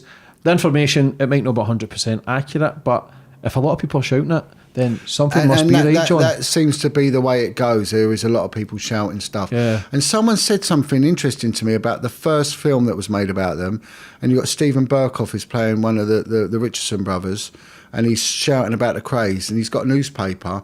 And someone said, if you look at that newspaper, it's got another boy goes missing. As a headline on the paper, whether or not that's a subtext or whether or not it's coincidental. There's subliminal messages in every film. Yeah, of course, a hell of a lot. But again, I'm not a fan of it. I mean, I do lots with Chris because Chris helps people. Yeah, and that has been our common ground, helping people. Yeah. And I go into environments with him where there are people that may be still active in that line. I don't know, but that's not my concern. That's not. And why would they get up with me? I'm not going to impact on their life. I'm no longer a policeman. I've got no power, and everyone I work with now has done a lot of time inside. How's your paranoia, John? I'm not bothered. I'm not bothered because I'm not out to screw no one over. I just want to expose corruption, right? And again, I talk quite out against corruption within the police. I like the police because we need a police force, but I don't like the corruption. I don't like the cover-ups. The problem I've got, the people who hate me are paedophiles and Satanists, and they hate me with a vengeance. Google my name, the amount of stuff that's out there. My God, it's like a Disney World for paedophiles and Satanists. It's like Jon Wedger this and Jon Wedger. They love attacking me, but it's like a guy who investigates satanic crime says to me, "If they hate you, you're doing a good job, my friend." So I'm not. I mean, I've been in some dicey situations with people that are very clearly mentally damaged. And I'm sitting there thinking, oh my God, I've got no backup here. I could get seriously hurt here. And one guy said to me, if I open up, I'm vulnerable. And when I'm vulnerable, I'm dangerous. And as I'm talking to you, I want to open up. And he said, I could be very, very dangerous to you. And he said to me, do you see a dangerous man? And I said to him, I'll be honest with you, my friend. I see a frightened boy. And he looked at me and said, that's how I feel, John. Yeah. So I feel, and then we got on all right after that. So the anger has come from fear. That's all it is. You know yourself, John, and I do a lot of studying with the brain as well, and you'll tend to see the loudest, and I say it umpteen times, but the loudest men are the weakest, like the gangsters who hold a knife or a gun. Yeah. For me, that's a sense of insecurity where that's their comfort blanket, where if they hold a gun, that protects them because they're so fragile, they're so fearful. Glasgow's a rough area. There's a lot of tough areas, but if you look at someone the wrong way, they go, what are you looking at? But realistically, they're scared that you see through their vulnerability. So this is where their anger and frustration comes in. I believe that, but obviously it's difficult for you, but everybody has got goodness in them in some ways. Of course. From a young age, those effects, those trigger points where to build those monsters, there's got to be a ripple effect from it where they've created those with like paedophiles. But do you think there's enough things in place, John, for someone who has the feelings for kids, but yet who can they go and speak to? Well, this is where you need proper therapists involved. There is a woman that I did an interview with called Corinne Hutzabart, and she's a profiler and par excellence. She's on the FBI's top 10, and she is the only one that will work with paedophiles. And she said, I will work with them because if I help them, they don't hurt kids. And I like her thinking. Yeah. So she must get a lot of shit from that. Yeah, she said, but I'm the only one who does it. And I'm the authority on paedophile mind. So when there's a paedophile murder, they come to me because I know their mind. So she does, and she said that 90% of them have got can be cured, 90%, but there will be this small percentage that can't. Yeah. But she said you cannot and should never work with them unless they have resolved all their crimes and they help you. Yeah, so it's become honest and tell you what they've actually done. And help others. Do they say it's a chemical imbalance, John, in the brain? Well, it may well be, but the one thing's for certain, they do it because they enjoy it. They enjoy it. And you're talking about a very devious mind. And you're talking a very patient criminal as well. They will wait years and years and years. If they want a girl at a certain age or a boy at a certain age, they will be patient and wait. They will groom these. And this is one thing I speak out against. And I want to give a big shout out, if I may take this superb opportunity and the big coverage you've got, because Tyson Fury, in my opinion, is an icon for the youth because he's actually trying to install family values back into this country, and he speaks out against, the child abuse and everything. And he's done that quite openly and he had his videos removed from it. We need to keep our families strong because when they're strong, they get preyed on. And we unfortunately have fallen in, probably by social engineering, into this baby mother, baby father culture. And okay, it might be all trendy and funny, but when things go wrong and you've got no safety blankets, your kids that go into care and your kids that get hurt, and the kids can't run, they're stuck there, they've got nowhere to go. And these vultures, and I would say if people ever see what I've seen, they could ever go into my mind and see the horrific things I've seen and the testimonies of the people I've dealt with, they will realise that your children are the most precious thing you've got. Sod everything else. Sod the car, sod the holiday. You look after your children first. And we've got a long way to go before we're there. But we're getting there. We are seeing now the backlash of all this. We are seeing the mental health system collapse because of all the problems they're having with drug addiction. It will all in the end come down to a common denominator, and that is a damaged child. Yeah, well, they say over 70% of addiction comes, and trauma has the biggest connection from trauma, and addiction is over 70%. 70% of people who have addiction have had childhood trauma. Well, if you look back in the day, and we can go right the way back with this because I was discussing this the other day. If you look at the British when they changed the laws, they brought in the Vagrancy Act to stop people sleeping on the streets. And that was because the soldiers were coming back from the Napoleonic conflicts, and once they'd won them, they were all kicked out of the army, and they were laying on the streets. It became a national disgrace. So they thought, what we're going to do about this? We'll make it illegal to sleep on the streets, get rid of them. And then you got the First World War occurred, and people coming back from the most horrific traumas, and what were they doing? They weren't working, they were getting pissed. So they brought in the Licensing Act to stop them drinking during the day. That's when it came in, the Licensing Act. This is also when they brought in the D notices to stop people talking about things. D notices, they're serving them on people speaking out against child abuse. It's a defence notice. It's a military intelligence tool. It should never be a civilian weapon. So they're obviously worried about something. And then you've got the Second World War occurred. Again, these people are just getting out of trauma and they're back into it. We're now children and grandchildren of trauma, and a very disciplined system. They're discipline installed in schools, in Sunday schools and everything else. And they're fighting horrific campaigns. They knew there was a coup d'etat going to occur in the late 40s, right? They knew it. And this is why they got rid of conscription, because men were walking onto parade grounds and taking children, saying, "You're not having my son, he ain't fighting," right? And that they knew that these men were tough guys. The British were a tough race of people, and they were trained in soldiering.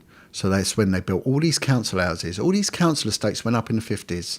They were to placate these soldiers, and then they built these working men clubs, these CRU clubs sprung up everywhere. Get them pissed on cheap booze, give the old, and they knew, brainwashing. And then of course after that you started getting these big children's homes cropping up everywhere, right? Because there was a lot of problems, and of course who were working in these? Damaged people. There was one care home, the caretaker had been interned in the Japanese war camps and was carrying on his torture on the children. So you've got generation after generation of trauma, pain, and the kids, they were subduing them. They were giving them Largactil. Now, what happens when you chemically subdue someone on a downer, right? You're going to hardwire it into their brain that you need to have a liquid drug or whatever going through your system in order to survive. So many of them that were given Largactil will then end up sloping into heroin addiction. See the children's homes as well. Barbara O'Hare says the children's homes, John, that they were all next to a river. They were all next to water. Yeah. There's a famous one in Stoke as well. They reckon they were chucking them in. Yeah, just throwing kids in. What do you think with the Jeffrey Epstein thing just now? Well, again, convicted paedophile. You draw the parallel between him and Pablo Escobar. Virtually Escobar was allowed to build his own prison, right? He'll go away, but in his own prison. They did the same to Jeffrey Epstein, didn't they? They allowed him to serve his own sentence, go home, go to work. So who was he protecting? And of course his involvement with Prince Andrew and many others. A whole list of. Why do you think the Prince Andrew video was only released now, after his death? Well, everything comes posthumously, doesn't it? Again, Jimmy Savile, it's always. The intelligence, again, this is where it's important that police officers, now there are a lot of people that won't like the old bill, right? I get that to a degree, but you've got to get over this. It's like people saying to me, those that abuse children, no, it is. It's the Jews, it's the Masons. No, it is not. People who abuse children are paedophiles. And again, the police are all part of the system. No, they're not. I mean, I saw corruption, right, in the police.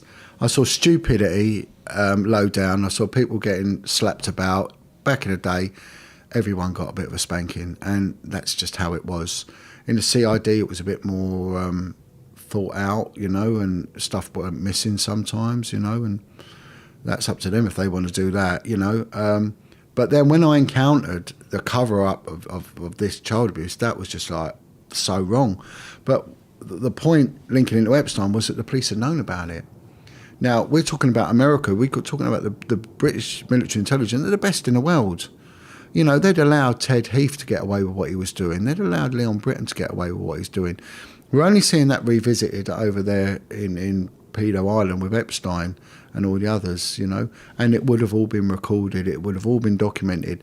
That's why when coppers speak out, they need total protection, and they should not become under the protection of the police. There should be a special government unit that looks after them. Do you think the police, a lot of police have a lot of information on paedophiles but are too scared to come forward? Depends what unit. There will be, but certain units will have a lot more than others.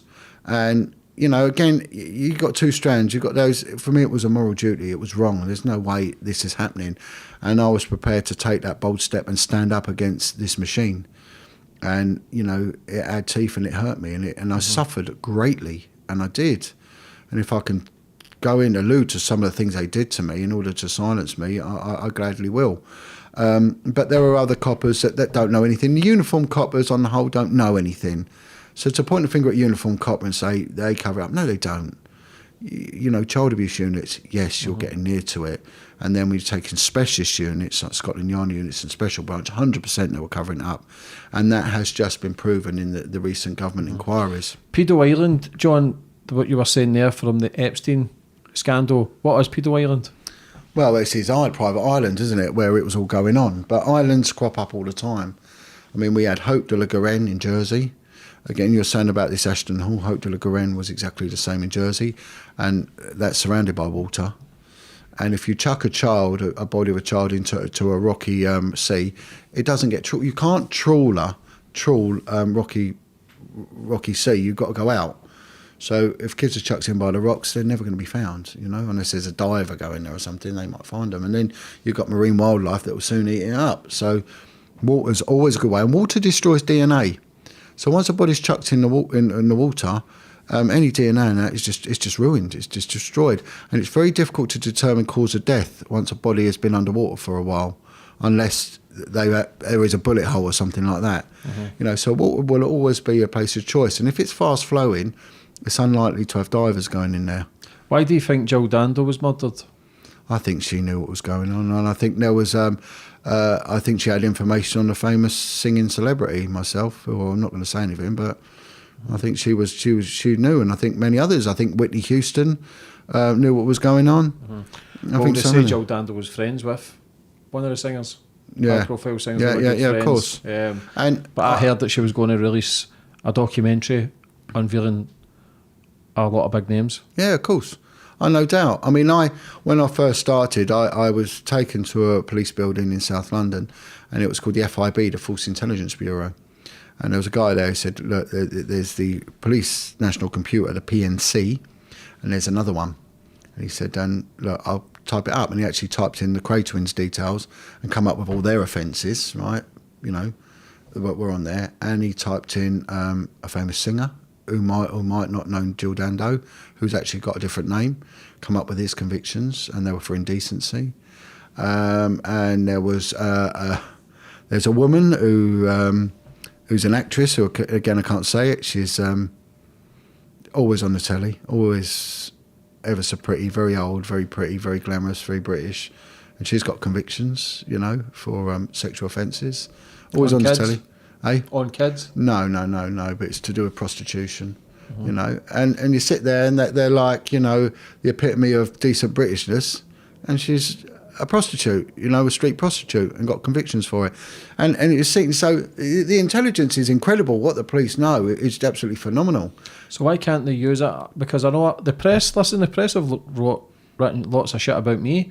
So why can't they write about the information that they have. And I'll tell you why, because this is where it gets dangerous, because you may think the people you talk to, you could be a threat. And then all of a sudden you'll say something innocuous and you will become a threat, because if you say anything that harms the political or the economic stability of this country, you go outside of the remit of the police, because the police probably can't be asked, right? And if they can, it'll be too complicated. What offences have you committed and everything else? The moment that you say anything that's going to upset the political or the economic stability, the MI units, the military intelligence units, get involved, and then that's it, you're gone.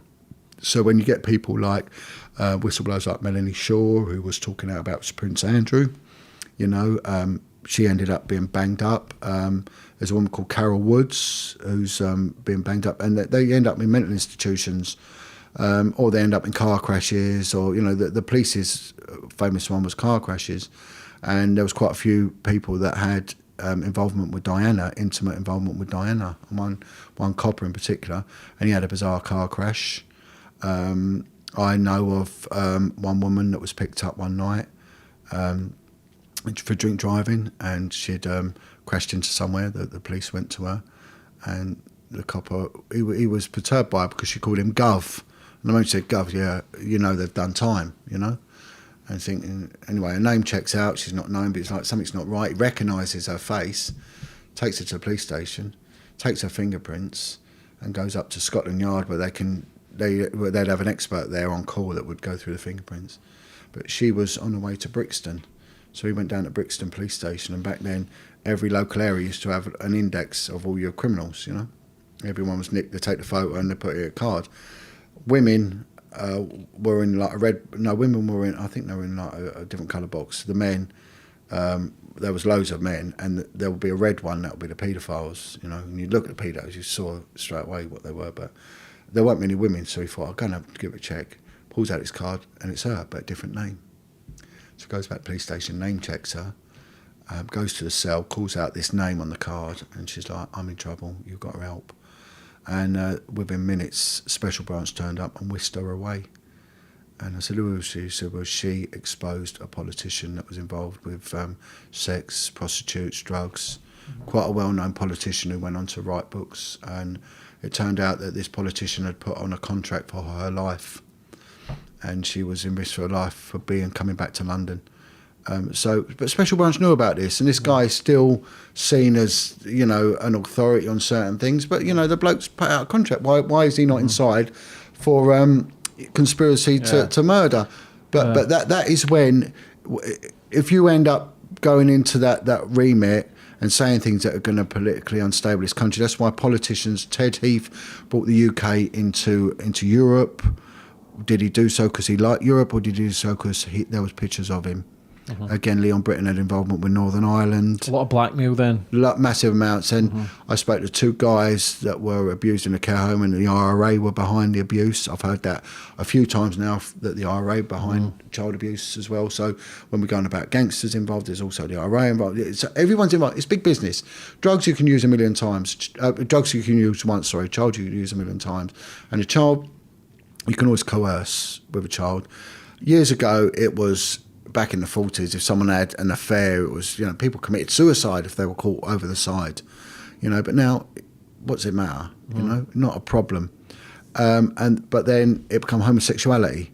It was illegal up until 1953 to be a homosexual. And the guy who got these laws repealed was a bloke called Montague of Bewley. Well, he got them repealed because he was raping his own son. And he was a member of Churchill's cabinet. That's why he got, there's always a reason why. But then it doesn't hold water anymore, and George Michael was quite famous for standing up and saying, I'm gay, so what? When Sony were trying to bribe him, he was like, well, so what, do what you want, I'm gay. And that's why everyone knows it anyway, it's no secret. Yeah. But child abuse, that's the ultimate taboo. Yeah, it's still not acceptable. So, and it was still always... It's never going to be acceptable. But when you get like that book I showed you earlier, when it goes on about the posh schools, the fee-paying schools, and how it was rife in there. So you're taking these politicians, these cabinet ministers that have come from Eton. Yeah. I mean, Eton has provided 11 prime ministers, and you've got the raping of young boys under the fagging system is endemic. Skull and Bones at Eton? No. That's Yale. Eton is the posh boys' school. in the UK. You know, it's near Windsor, and you know, and it's rugger, bugger, and all that sort of stuff. So these kids are sort of, you know, caned and raped into line. It's sad as well when you see guys like George Michael, Elton John, Freddie Mercury, I believe were there. They were all married as well. But you tend to see they'll come out once they're going to be exposed for being gay. Listen, I don't care who you are, what you are, be who you want to be. And you look at the Philip Schofield thing just now, where was he coming out because he just felt enough was enough? He just wanted to be free, or was he coming out because someone else was going to expose him? Well, of course, and you know what? Who the effing hell's Philip Schofield anyway? You know, and why are people wasting their time with that moron? You know, I don't care for him. There are kids dying daily at the hands of paedophiles in this country, and no one gives them one thought.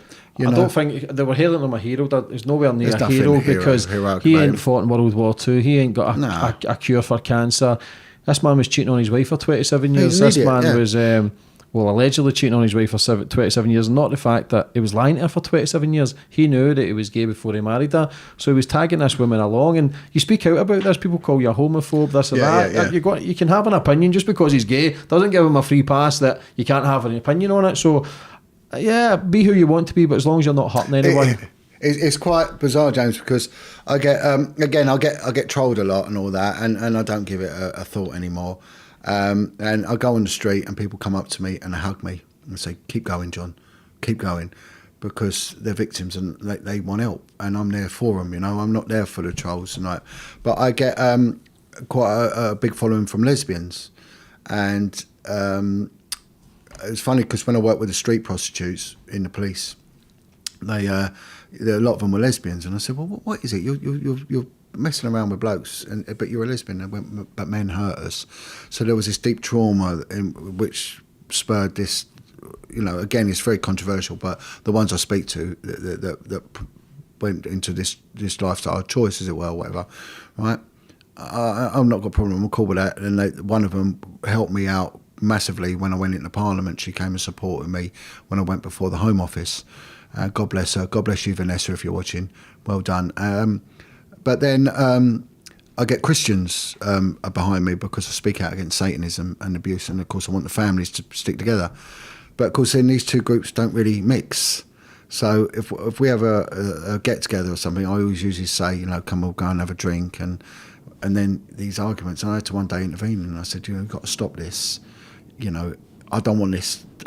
We're here for the same reason, to help children. Whatever your views on, you know, the gay issue, and they don't like Christians because Jesus don't accept homosexuality and all this sort of stuff, and therefore I have to take the middle line on this, because you know I don't want to get caught up in it. It's the same with the politics of things. I get a lot of people wanting me to go on about the Muslim grooming gangs. I never dealt with Muslim grooming gangs. You know, it was not indicative of what I was dealing with in London, the most diverse city. 80% of all the abuse goes on in the home anyway, you know. And I'm not decrying the Muslim grooming gangs. Yes, it goes on. Yes, it's a massive problem. But it weren't my reality, so therefore I'm not going to go in it. You know, I can only deal with what I know about. So I'll go there, but then I'll get attacked that John's not speaking out against the Muslims. You know, well, there's enough people doing that. They don't need my help. You know, they can do that. But what we've got to do is all come together, because abusing children is wrong, and all this. No matter the colour. No, yeah, exactly. Religion, and all this emphasis on Philip Schofield. Who gives a toss for him? You know, and really, and if you've got the time to sit and watch that moron day, and they're not doing something productive with a day, well, you're entitled to your opinion, but keep it to yourself, because you know. So, and I think it's all a distraction, a lot of it. Of course, same as a coronavirus. Well, exactly, a load of old nonsense. We was meant to be dead of AIDS years ago. It's all man-made, I believe, anyway. Well, James, look at that thing that they were saying back in the 80s, that it was mad cow disease, acid rain. Yeah, you had Ebola as well. Ebola, acid rain was going to wipe out all the Scandinavian. Yeah, it's a distraction for what's really going on. You know, and it's funny enough that when we're going on about exposing the paedophiles in this country, you look at what happens straight away.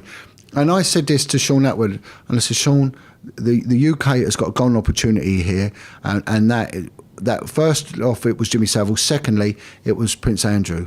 Do not let this one drop. We need to milk this one. Well, you look at how the press, when Harry and his missus done left, one, didn't they? How much negative press and how much hatred, but yet Prince Andrew did an interview and now it's went quiet. Yeah.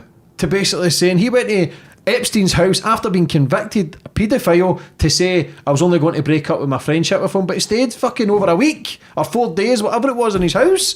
Do you know what I mean? So it's a deflection. People need to waken up and realise whatever you're watching on the TV is to deflect you away from the real shit that's happening. Well, they put their brains on the shelf. And I said to one guy, and I said, look, you know, you're believing all this crap on the telly. If your wife comes home, she starts a new job, she's late one day. Okay, what happened? I went for a drink. Not a problem. Next week, she's late too. You know, and then she cuts coming back, she starts smelling of aftershave, and then she's not interested in sleeping with you, and then money goes out of the account. It's not going to be long before you think, hang on, something's going on here, you know. The detective mind comes in, and again, women are better at detecting these things than men are, so if it was the other way round, it wouldn't take as long.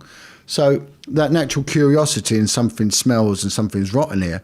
But when it comes to like the celebrities, and they accept this bullshit they come out with, and Prince Andrew, when he said that, he should be ashamed of himself, but they're not. They think we're stupid. They think we are here to be used by them. They're slaves to them. They're slaves to them. And again, if it's normal to them, what lifestyle have they been brought up in? Mm-hmm. You know, a guy come to me, and he used to shoe the horses for the Ferguson family, and he used to say, I won't go on about it because it's still alive. He said, you want to see what goes on in their house? Mm-hmm. in their big manner. He said, don't ever call these people sir or ma'am, John. Don't ever do it. Because there's nothing honourable about them. What do you think about what's your opinion on the Madeleine McCann case? Well, it's interesting because I knew a woman that had involvement in that from early on. She's not she's police staff, but she's not an investigator. And my opinion is that they killed her, Jerry and Kate. What I've heard is that they were swingers, you know, and that they'd been anaesthetising the young girl, and maybe the girl body had to be disposed of because if it was found, it may well have had signs of sexual interference, which would then put an inference on the other two children being looked at, and maybe prevented anyone from leaving that country. And that Concalves, the guy there, you know, again, this is typical British snobbery. You know, they denigrated and rubbished him and tried to take the investigation over to him. It's a Portuguese investigation. They're under Napoleonic law. We're under common law. We have no jurisdiction in that country at all. What the hell were the British police doing there? They weren't assisting because they didn't want their assistance. They had it under wraps. So certain was Concalves that they did it that he wrote a book. And of course, Kate McCann went out of her way to destroy his credibility, so he went and wrote another book. And he won the libel case as well, Concalves. The other thing, which I find wholly despicable, I brought up 4 kids on my own. I wouldn't go anywhere where I couldn't take my kids. So what are you doing leaving your kids? You know, it's Portugal. It's a kid-friendly country. It's not that important that your kids aren't there. You do everything, you know. So that in itself is abandonment. So it should have been done for abandonment, because what's an offence abroad is offence at home if it's arrestable and you're a British subject. And the other thing, they brought a dog in, the sniffer dog. Right? I think that was one of the most the best trained dog in the world ever. Yeah. The FBI took it on afterwards. That dog picked up a cadaver scent, right? And it did. What's a cadaver scent? Blood? It's a dead body. A cadaver's a dead body. So it picked up, and it was a positive hit. You can see the dog isn't lying. It picks it up in certain locations, and apparently it double stunk in the car, you know, because they said the body was put in there in a state of decomposition. Because when a body dies, you know, the bacteria gets released and off it goes. The onset is straight away. It's immediate. What was tragic about that was Haute de la Garenne, the children's home in Jersey, in which, very similar to that Ashton Hall, there were sex parties going on. If you ever get a chance, watch a video called Sun, and Satan by Pie and Mash Films. Fantastic documentary about that. The copper called Lenny Harper, who's one of our little gang of whistleblowers. Big respect to you, Lenny, one of the bravest guys I know, my friend. And he stood up and he was crushed like I was, because he exposed what was going on in the investigation in Jersey where children were being killed. They used the same dog, and the same dog picked up the scent of dead bodies in Jersey. They were doing everything they can to destroy the investigation in Jersey. They found human skull. It was identified by an anthropologist as human skull. It had collagen on it. Right, it got sent off. When it come back, they said it was coconut shell. but the dog corroborated the anthropologist and the archaeologist and everything. So when Kate McCann attacked that dog, his credibility, which I don't know how she did that anyway, because the dog was infallible, you know, but she did. So they couldn't use the dog's evidence. That then discredited the dog in the Jersey case as well. So that collapsed. So the damage that woman's done, you know, and one of the best documentaries I've ever seen, and I took an interest in it because I dealt with it myself, was Embedded Confessions by Peter Hyatt, the American statement analyst, and he analyses the transcription of Kate and Jerry McCann, and his findings were pretty much what I thought was going on anyway. He's absolutely brilliant, this guy. And he just says they've killed the child. It was an accident, but he won't rule up sexual abuse as well. And he's brilliant. Embedded Confessions, YouTube, Embedded Confessions. Yeah, I'll put all the links to this on the description. But yeah, and of course you've got to look at who these people are. They're both doctors, high society people. You know, kids are abused and killed all day long. You know, and so why are they bothering with this family? Why? Yeah. So how bad, with the Jimmy Savile stuff as well, John, how bad was he? How evil was Jimmy Savile? Oh yeah, he's prolific. And they knew him. They knew what he was doing. You know, for a long time. This bloke was picked up, I think he was picked up in the late 50s for his shenanigans. And he continued and he continued. And look how many of the people come to his assistance. You know, even the Royal Marines carried his coffin. What was going on there, you know? And he had keys to all the hospitals.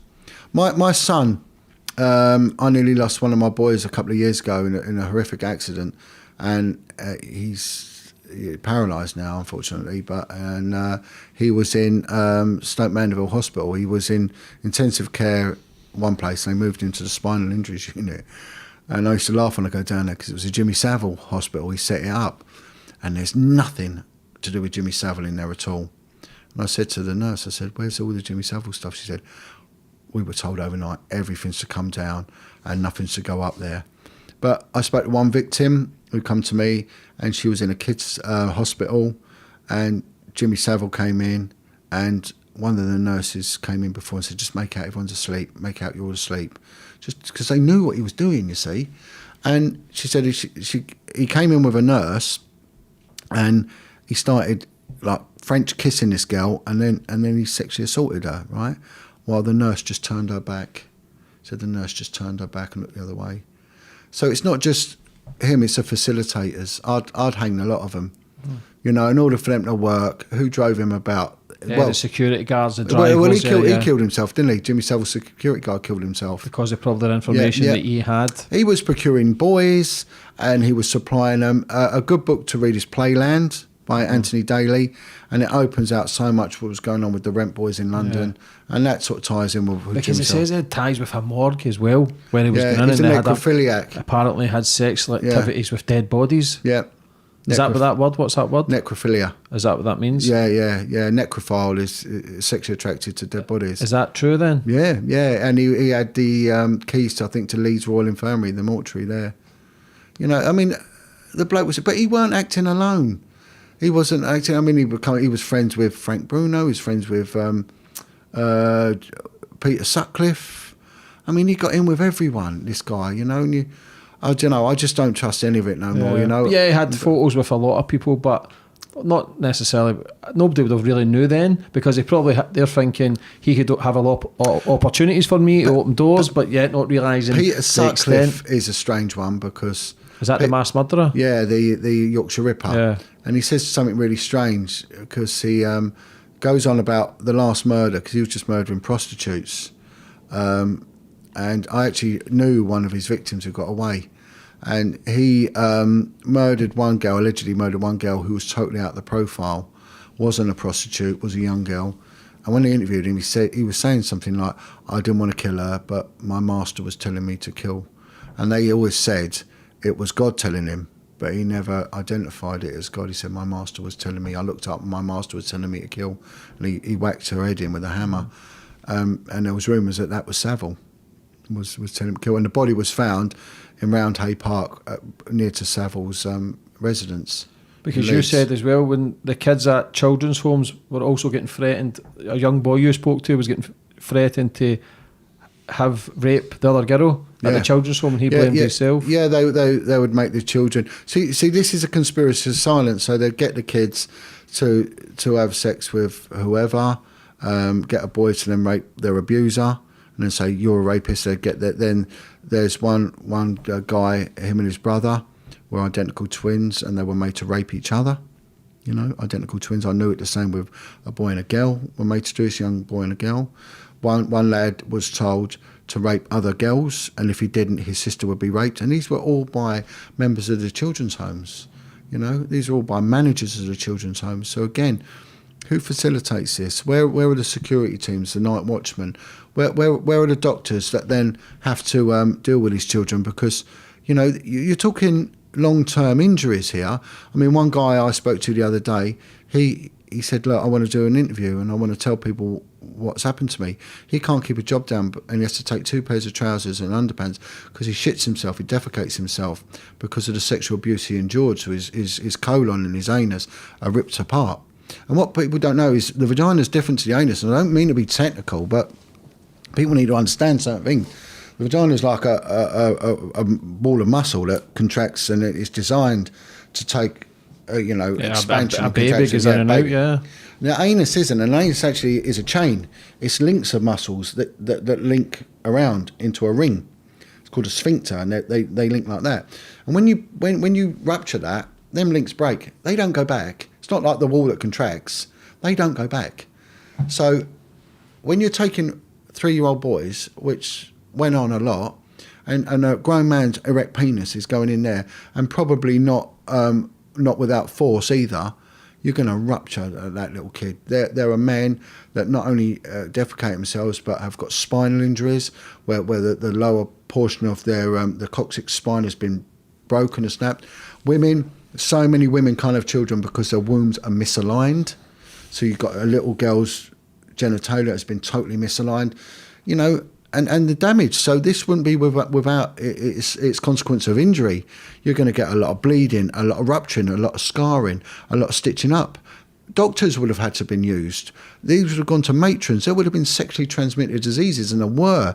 You know, you're talking about gonorrhea and syphilis that a lot of these children were infected with.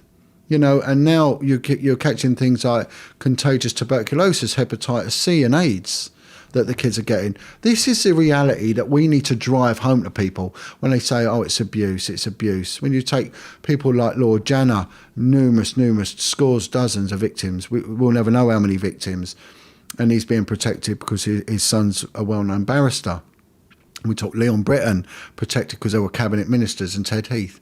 They were destroying, you know, these body parts of these kids. And it's not just a physical abuse, you know, that I've graphically described. What does it do to the mind? What does that do to that young mind, that troubled mind throughout the whole, timeline? You know, the alcoholism, the hatred, the anger, the distorted thinking. It's just inconsequential, you know. And this is what needs. This should be a national policing priority. It should be an international policing priority because kids are moved about. And it isn't. You know, Westminster, when I worked in Westminster, their policing priority one year was cycling on the pavement. People cycling bikes with over a 20-inch wheel on the pavement was a policing priority, not the rape of young children. And this was at Belgravia Police Station, where at the back was Sloane Square, which was a meat rack in itself that would supply all the posh houses, Eaton Square and all the rich hoi polloi that live around there. For Mike Tarriger, I had on the podcast. You know, Mike, meat rack boy, yeah. Because Mike, Mike called out. He's a great man, by the way. I went to call out. He called out to me, and I did the first interview with Michael. And the one thing that struck Michael was his intelligence and his candidness, and the fact that he was prepared to speak. So. But So much John, man. It's fucking. And listen, James. Once you lift that rock. Once you lift that rock, man, and you see that underbelly, that vermin, you will never, ever look at anything again. You can't pull it back because once it's open, it's out. Yeah. And this is what we've got to do. When you shine the light in the sewers, them rats will run. They'll bite you, but they'll run. When I took this on, I thought I would be facing the devil. And I thought the devil would be like a grizzly bear standing in front of me like a great white shark. No, he ain't. The devil is like a mosquito. You know, it's like a pebble in your shoe, crumbs in your bed, and then you get all the trolls niggling. And they're only doing the devil's work. And I don't know, put this into a religious connotation, but it was stinging nettles and mosquitoes stinging you and wasps. It was just all petty annoyances that just totally trouble you constantly. And this is what they want to do. They want to detract you from your path and your calling and what you're meant to be doing. We are making phenomenal headway. We are seeing all these groups coming together now. We've got our march coming up on the 16th of May. Where is this? So everything you get out there, John? Right, this needs a massive shout out. I've got these badges. Do I stick it up against this? Yeah, just stick it up. Yeah, we'll take photos of it anyway. Right. This was paid for by, let's just say they call them the 1% Club, right? So those in the know will say, I'm not allowed to say who they are. And they've paid for these badges, and they're going to go and sell for £2 a piece. There's 500 of them, so that will put money in the pot for further campaigns. The Beach Home Survivors Group have set up a demonstration, of which I'm part of, and we're calling to all people who have been affected by child abuse, by the loss of a child, even by people being put into prison through life of criminality, alcohol addiction, drug addiction. It all stems from this suicide. Again, we're not even got into the suicide realms, self-harming, family courts. People have been wronged by all these groups, right? Anyone to do with anti-corruption. The paedophile hunter groups are sending a contingent. We've got a group called Quarriers Warriors from Glasgow coming, from the Quarriers Care Home. They're coming down. We've got the Sikhs are coming to give a talk. We've got various biker groups are coming. Military veterans are coming. I'm calling out to the military veterans. We love what you do. Black cab drivers, hoping they're going to turn up. The LTDA. The fire service, the fire brigade are changing laws. They changed the way people think about paedophilia in Belgium. They organise indirectly the largest protest we've ever seen anti-paedophile, when Marc Dutroux, the child murderer, the beast of Belgium, almost got away with it without notice. The fire service went to the parliamentary building and blew the windows out with their hoses, saying they were whitewashing the filth inside, and that prompted the biggest demonstration ever against child abuse. So the fire service are standing up actually against the police with the yellow vests, and I like them. In the police never got on with the fire brigade. That was just rivalry. Well, they used to call the fire brigade a bunch of burglars, and the LFB, they said London's finest burglars, and it was just crazy. That both people are trying to save lives, but and there was always this animosity anyway. But I'm calling out to you, please get in touch with me, come along, because you are changing things. You're an incredible bunch. You've got solidarity. The cab drivers have got solidarity. I've told Sean Atwood to come along. I said, because there is going to be food for future interviews. There's going to be some incredible testimonies they are given. Big Chris Lambriano is going to come down and speak out. We've got Christian groups, we've got gay and lesbian groups coming, everyone. And we're seeing unity, and unity in a fight against child abuse, the only crime we need to bother about, the fight against child abuse. And if anyone's had enough of this, then it's the time to come down there. No rucking, 100% peaceful. There's going to be women and children now. Don't want any disruption. There's going to be Sikh groups, Muslim groups. I don't want none of this alt-right nonsense and racism, none of that. If we screw this up, we don't get another chance. We've got to make the government listen to us and say, we are not putting up with these cover-ups. We are not putting up with Prince Andrew getting away with this. We're not putting up with no more Jimmy Saviles, no more Leon Brittons, no more Lord Janus, no more massive cover-ups, no more children's home cover-ups, things like Aston Hall. We don't want this no more. And these doctors that are getting away with it, we don't want it. And we're saying no. And we are the majority, James, Well said, John. And listen, mate, I take my hat off to you. Fair play for what you're doing. You've just got to keep chipping away, and hopefully, will we ever see it in our day and age? I don't think so. But if we keep chipping away and leave a platform, then you can build the... We'll see a start. Yeah, build the bridge for other people to start walking over it, and then... But James, we can't do nothing. We can't do nothing. Listen, I'm here, man. I don't know why I'm fucking here. I don't know why I'm interviewing yourself and Barbara O'Hare and Mike Tarrigan and the paedophile hunters. It just seems right. I want to turn my back. I know where it's going to go, but I can't. Because it's a common denominator, and there's so many of them. I was talking to Sean's crew the other day, and they went, you were right, it's a cause of everything. It is. And I said, and if you talk to a lot of the criminals, honestly, a lot of them will say, I come See, from for your rally as well, I know you says, do you worry that they pay agents to go down there and cause trouble? They might do. Who knows? But, hopefully there'll be enough people to subdue it. And, and again, I call out to the police, there won't be any trouble there, but work with us.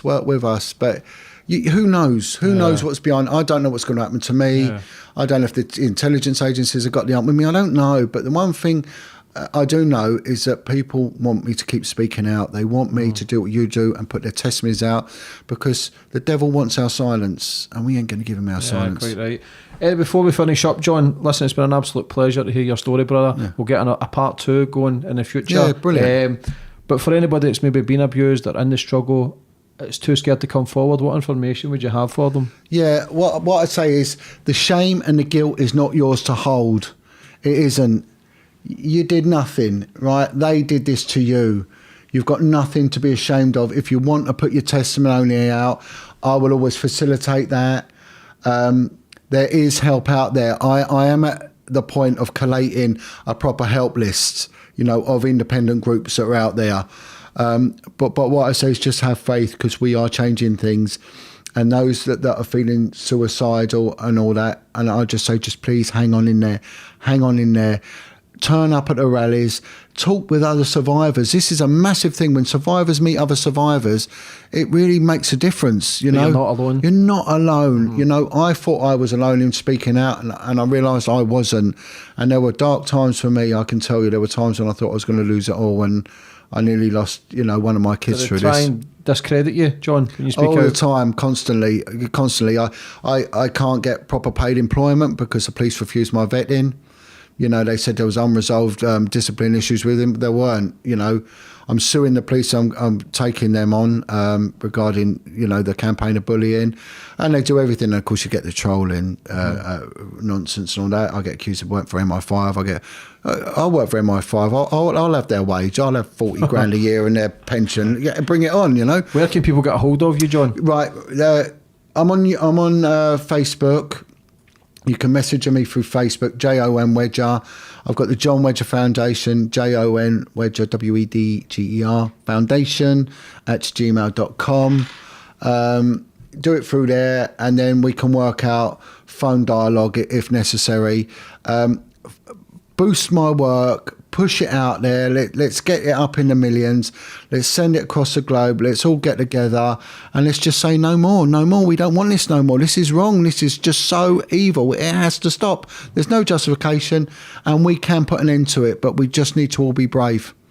Well done, John. Sorry, one more question. What do you think of the Julian Assange thing just now? Well, again, has he been deported? Has he gone? Don't think so. I mean, it's just another example of when you speak out, what they'll do to you.